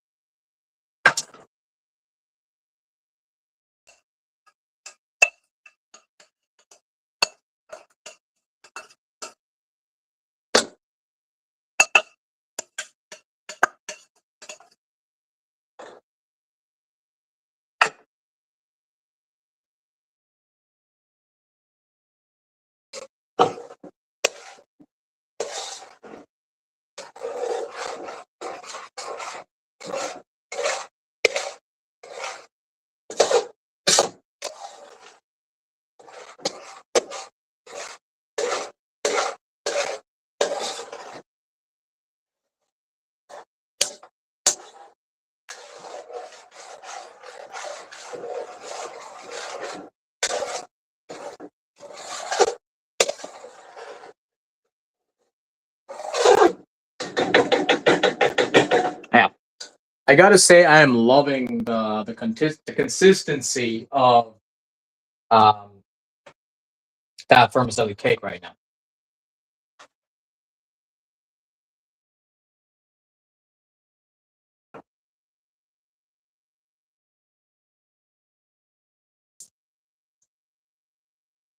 So I'm gonna go ahead and add the remainder of the milk.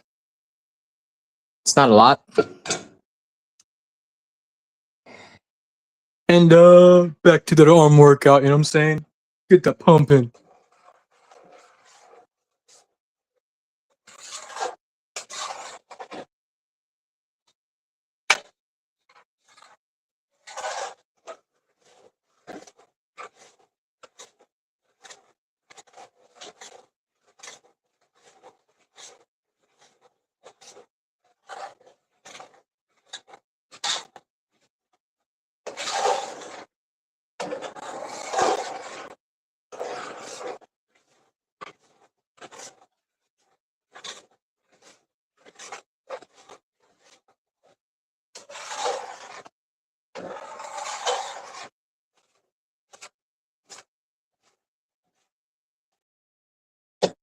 And remember, our fire is on low this entire time. At no point has the fire been on medium or high. Throughout the entire process, the milk pot and the vermicelli pot, or pots, I should say, have been on the lowest possible heat using the big burners.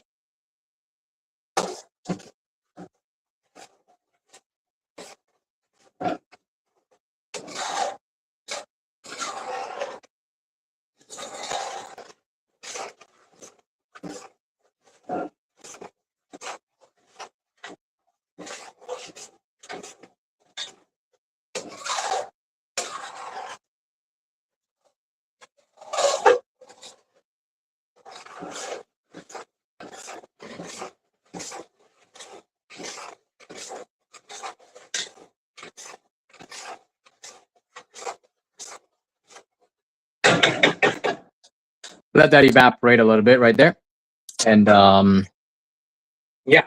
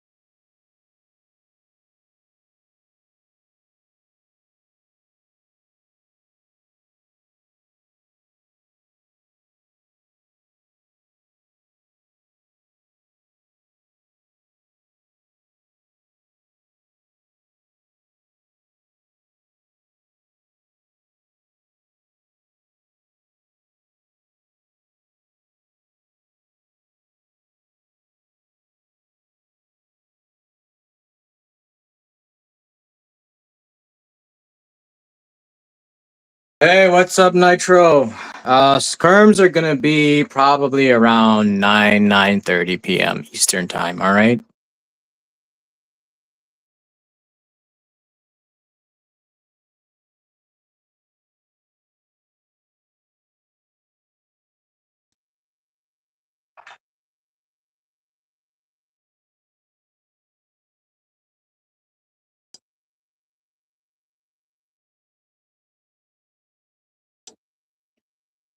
Let's turn off the yellow light so you guys can see what this looks like in natural lighting.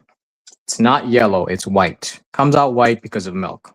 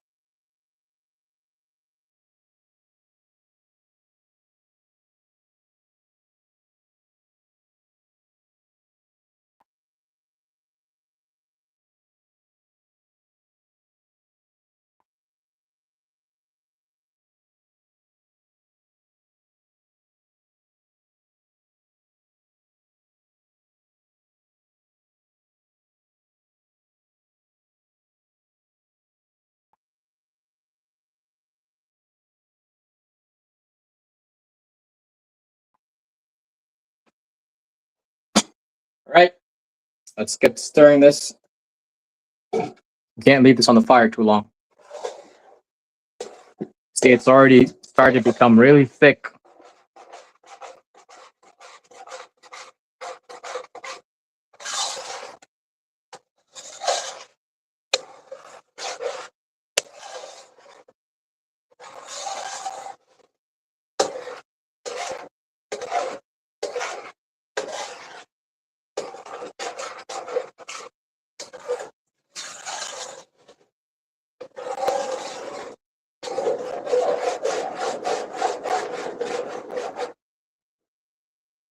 So again, this is not your traditional vermicelli that you would find in a Guyanese or a Trinidad restaurant or bakery or pastry shop. This vermicelli is a first for me, first overall for making this dish. And in doing so, I have completely changed the way it's made. I've made it much healthier, not using butter, not using any sugar. And we've got a trail mix of stuff in here. Literally a trail mix. You guys, if you were watching earlier, you would see the plate of garnish. It's literally like a trail mix bar, like a granola. We used 3 sticks of parquet. We used 3 cans of carnation evaporated milk, Nestle carnation. This is what you really want to use. You can go for the healthier Nestle carnation versions, the fat free and the skimmed and all the other stuff, but I don't care about that. I want this. We also used 1 can of Nestle condensed milk. I honestly don't know if there's a difference between this La Lechera with flan and the regular can of condensed milk. I don't find a difference in the taste when I tasted it. Um, of course, you can go for the healthier version of condensed milk as well, but I went for the uh, full condensed. And we added a total of 3 cans of water in this condensed milk to the milk pot. So that is a total of about 42 ounces of water, right? Which was slow cooked, slow boiled over the duration of this video in our milk pot here. Okay. And then added into the vermicelli.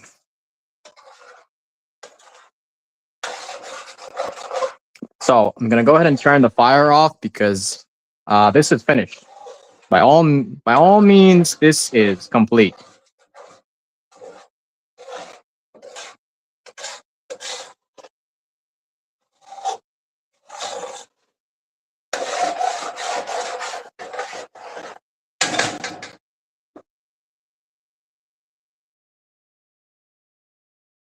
So I wanted to add this, but I will not.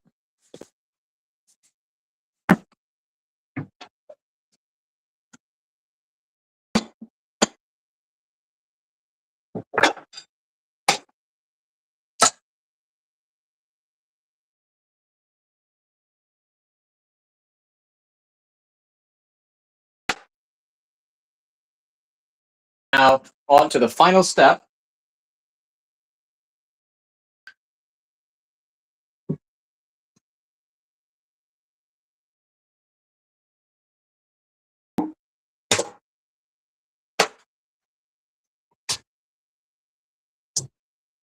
We have our baking tray here, and I can't really see what you guys are seeing. So let me definitely adjust this.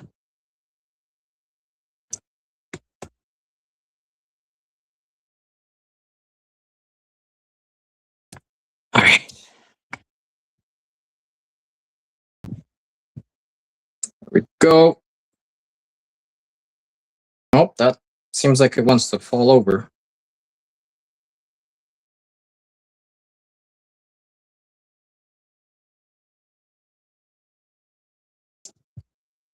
All right, she's stable. So large baking tray. We made a large amount of vermicelli.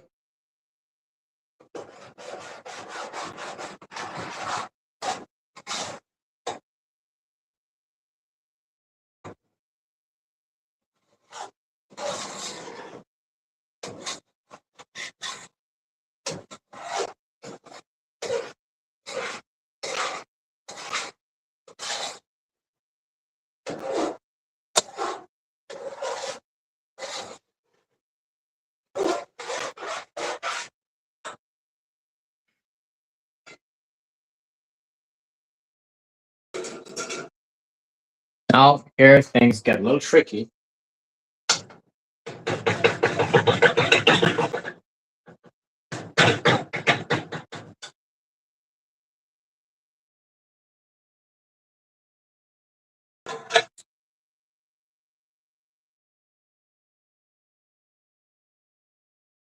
So I probably should have done this with a little more milk in the pot. Um, but see how it works. But when you get all of this into our pan,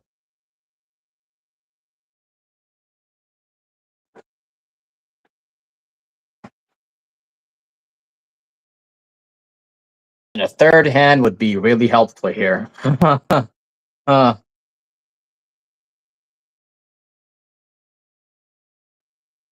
oh god.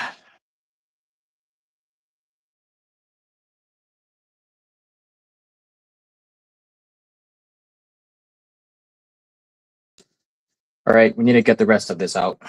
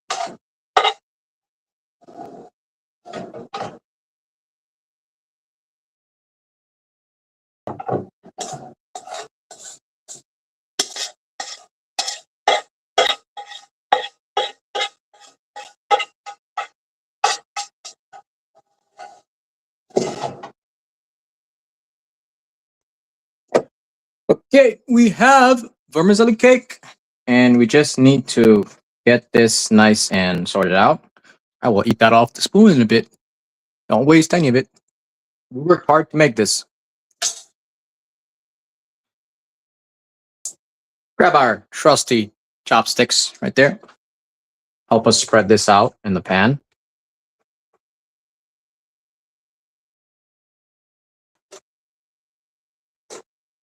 Let's keep rotating our pan like that. Get things nice and even. Evenly spread out. Remember, we are forming a cake here.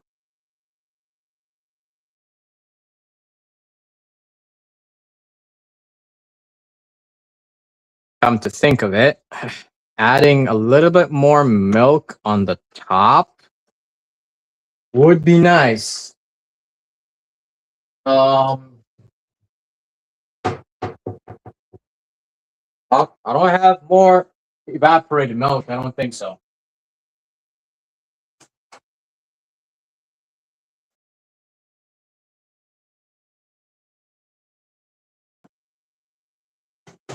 So really quickly,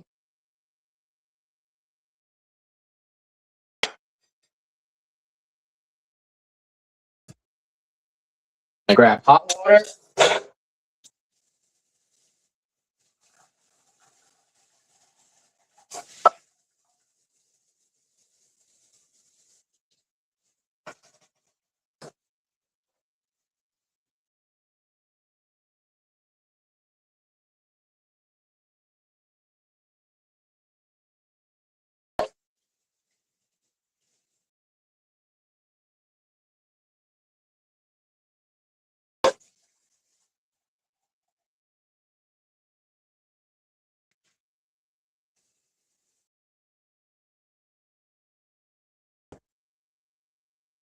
Putting hot water on the stove real quick here. We are racing against time.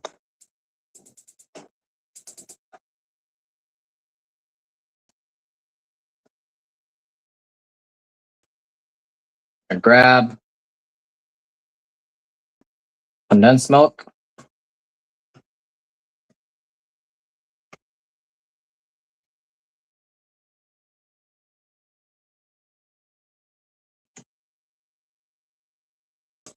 Do not try this technique at home. Professional person filming. Yeah. Sounds about right.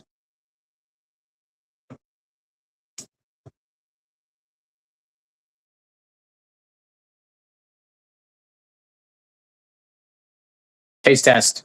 Huh.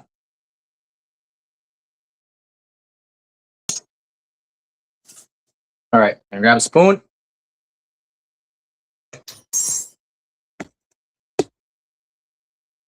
We're racing against time. We're racing against time here, literally. Going in with condensed milk. Oh, we gotta turn that fire down. Ow. That is hot.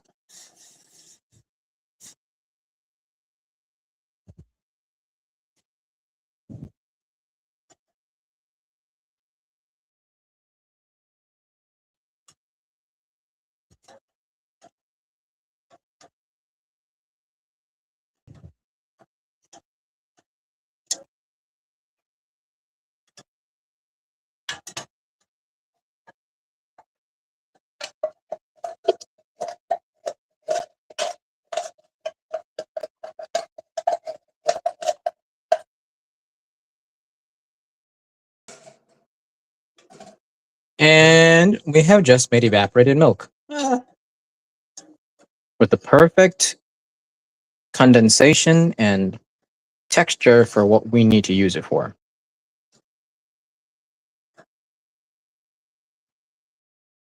Voila. Fire's off.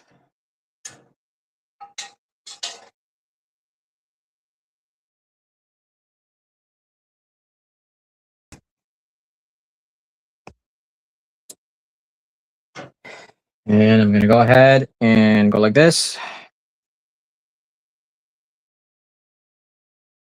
Just a little bit. Just put it all over.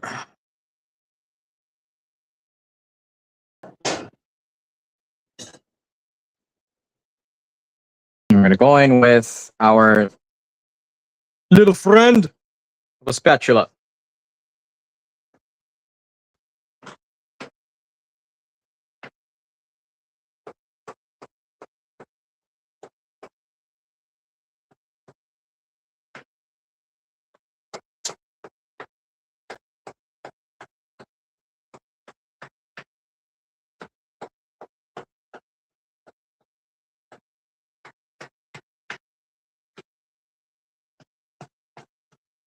You can see how thirsty this stuff is. It's eating up that condensed milk.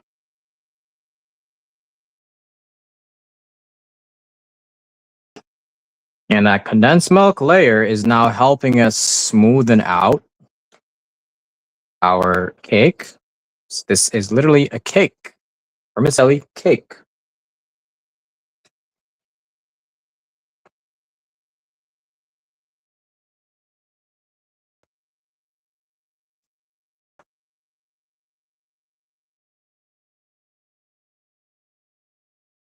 Just move that milk around so it gets in there.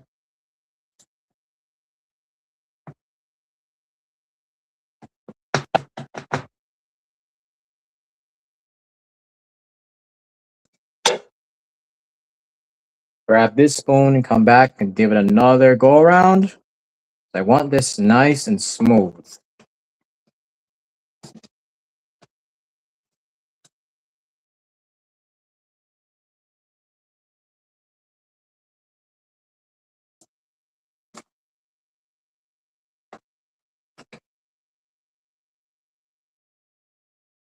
Tell me this pan has a hole in it. That's going to be bad news. Of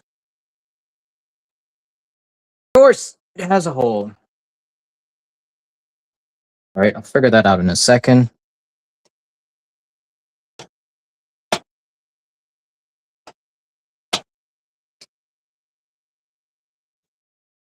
And I'll just keep going around with this spoon until everything becomes nice and smooth. And you guys can see the cake is taking on the form of a cake sitting in a pan. And things are becoming nice and creamy, right? We did a really good job grabbing that condensed milk and doing what we did. Good timing on that. I want this to sit nice and smooth here.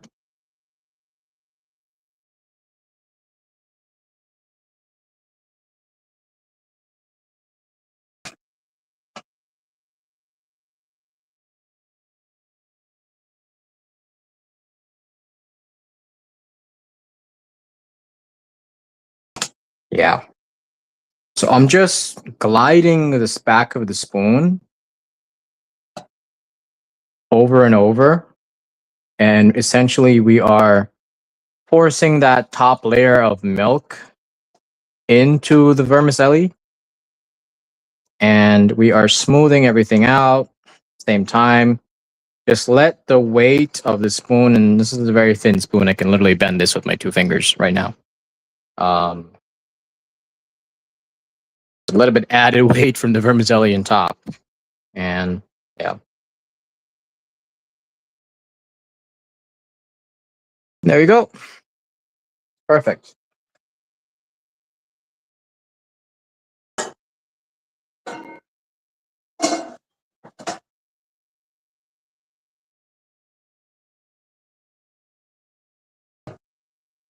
Now that is what it would look like if I went to the restaurant, and actually, that's a lie. Color wise, yes, but this is a very different vermicelli cake that I guarantee you no one in the Caribbean has ever made.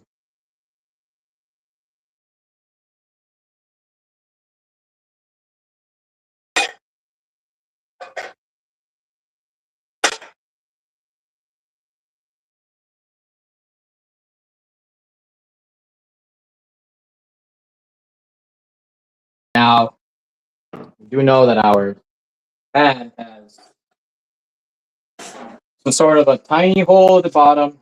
So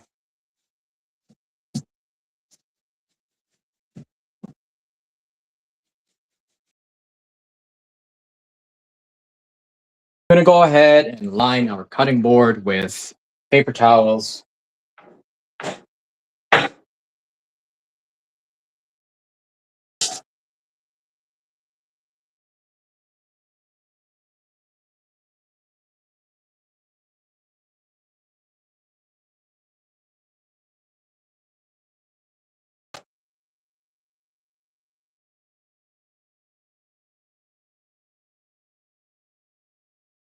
We're going to move our cake over.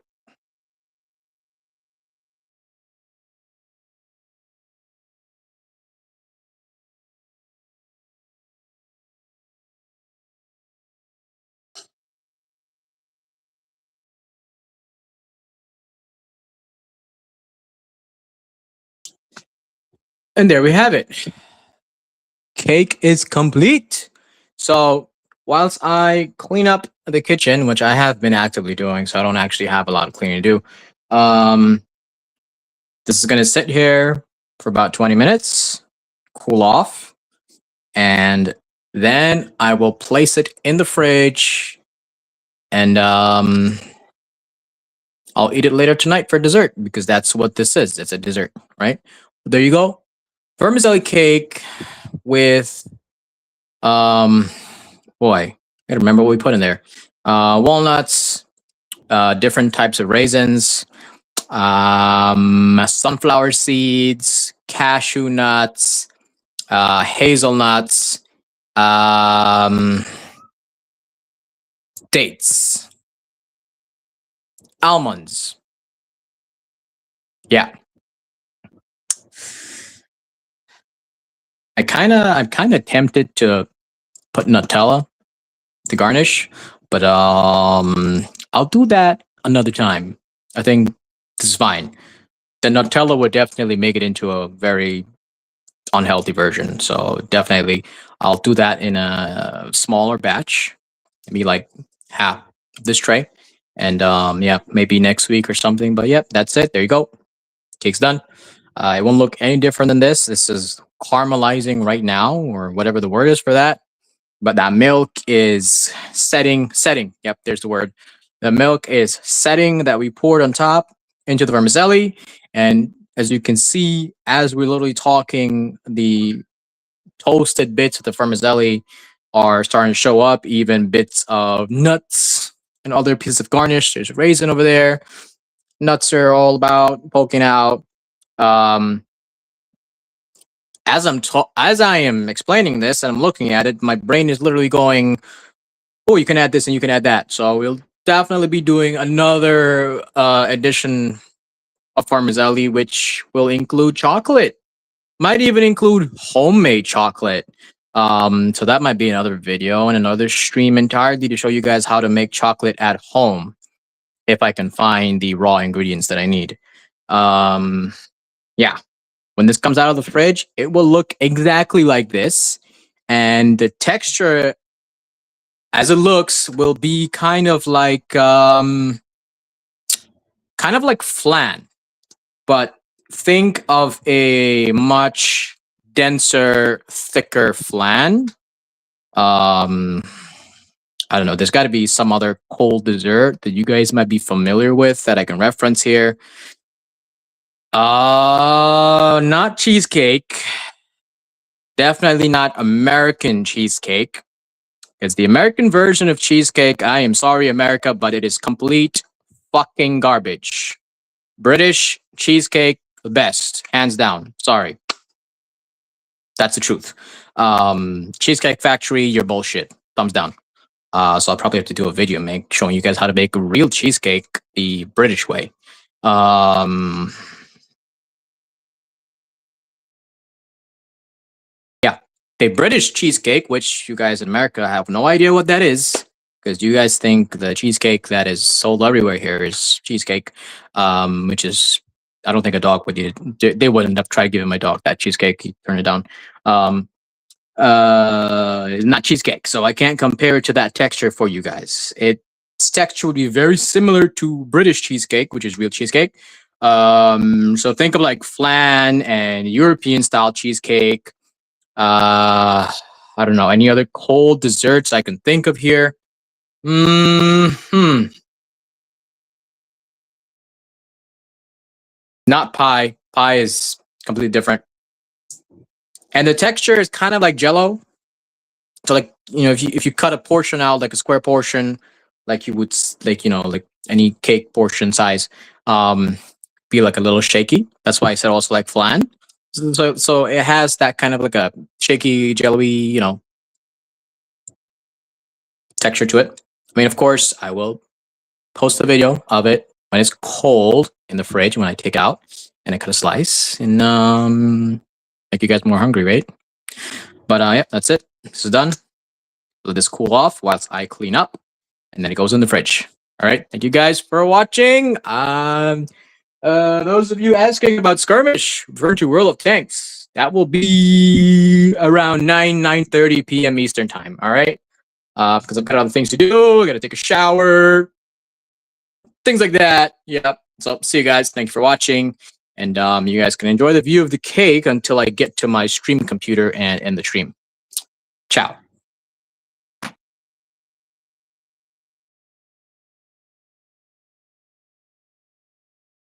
Before I do that, I forgot. Turn off this light because the light makes the cake look yellow, whereas the cake is actually white. Oh, I forgot one more thing. We added Colombian coffee, grounded up Colombian coffee into this, so it has a tiramisu kind of a twist to it, right? Which I'm really interested in seeing how that comes out. Well, I'm interested in seeing how the entire thing comes out because I literally made a vermicelli cake that no one has ever made, and my brain has already formulated countless other recipes for this, since this one is clearly a success. Vermicelli cake cookbook maybe coming soon. Who knows? Bye. Ciao.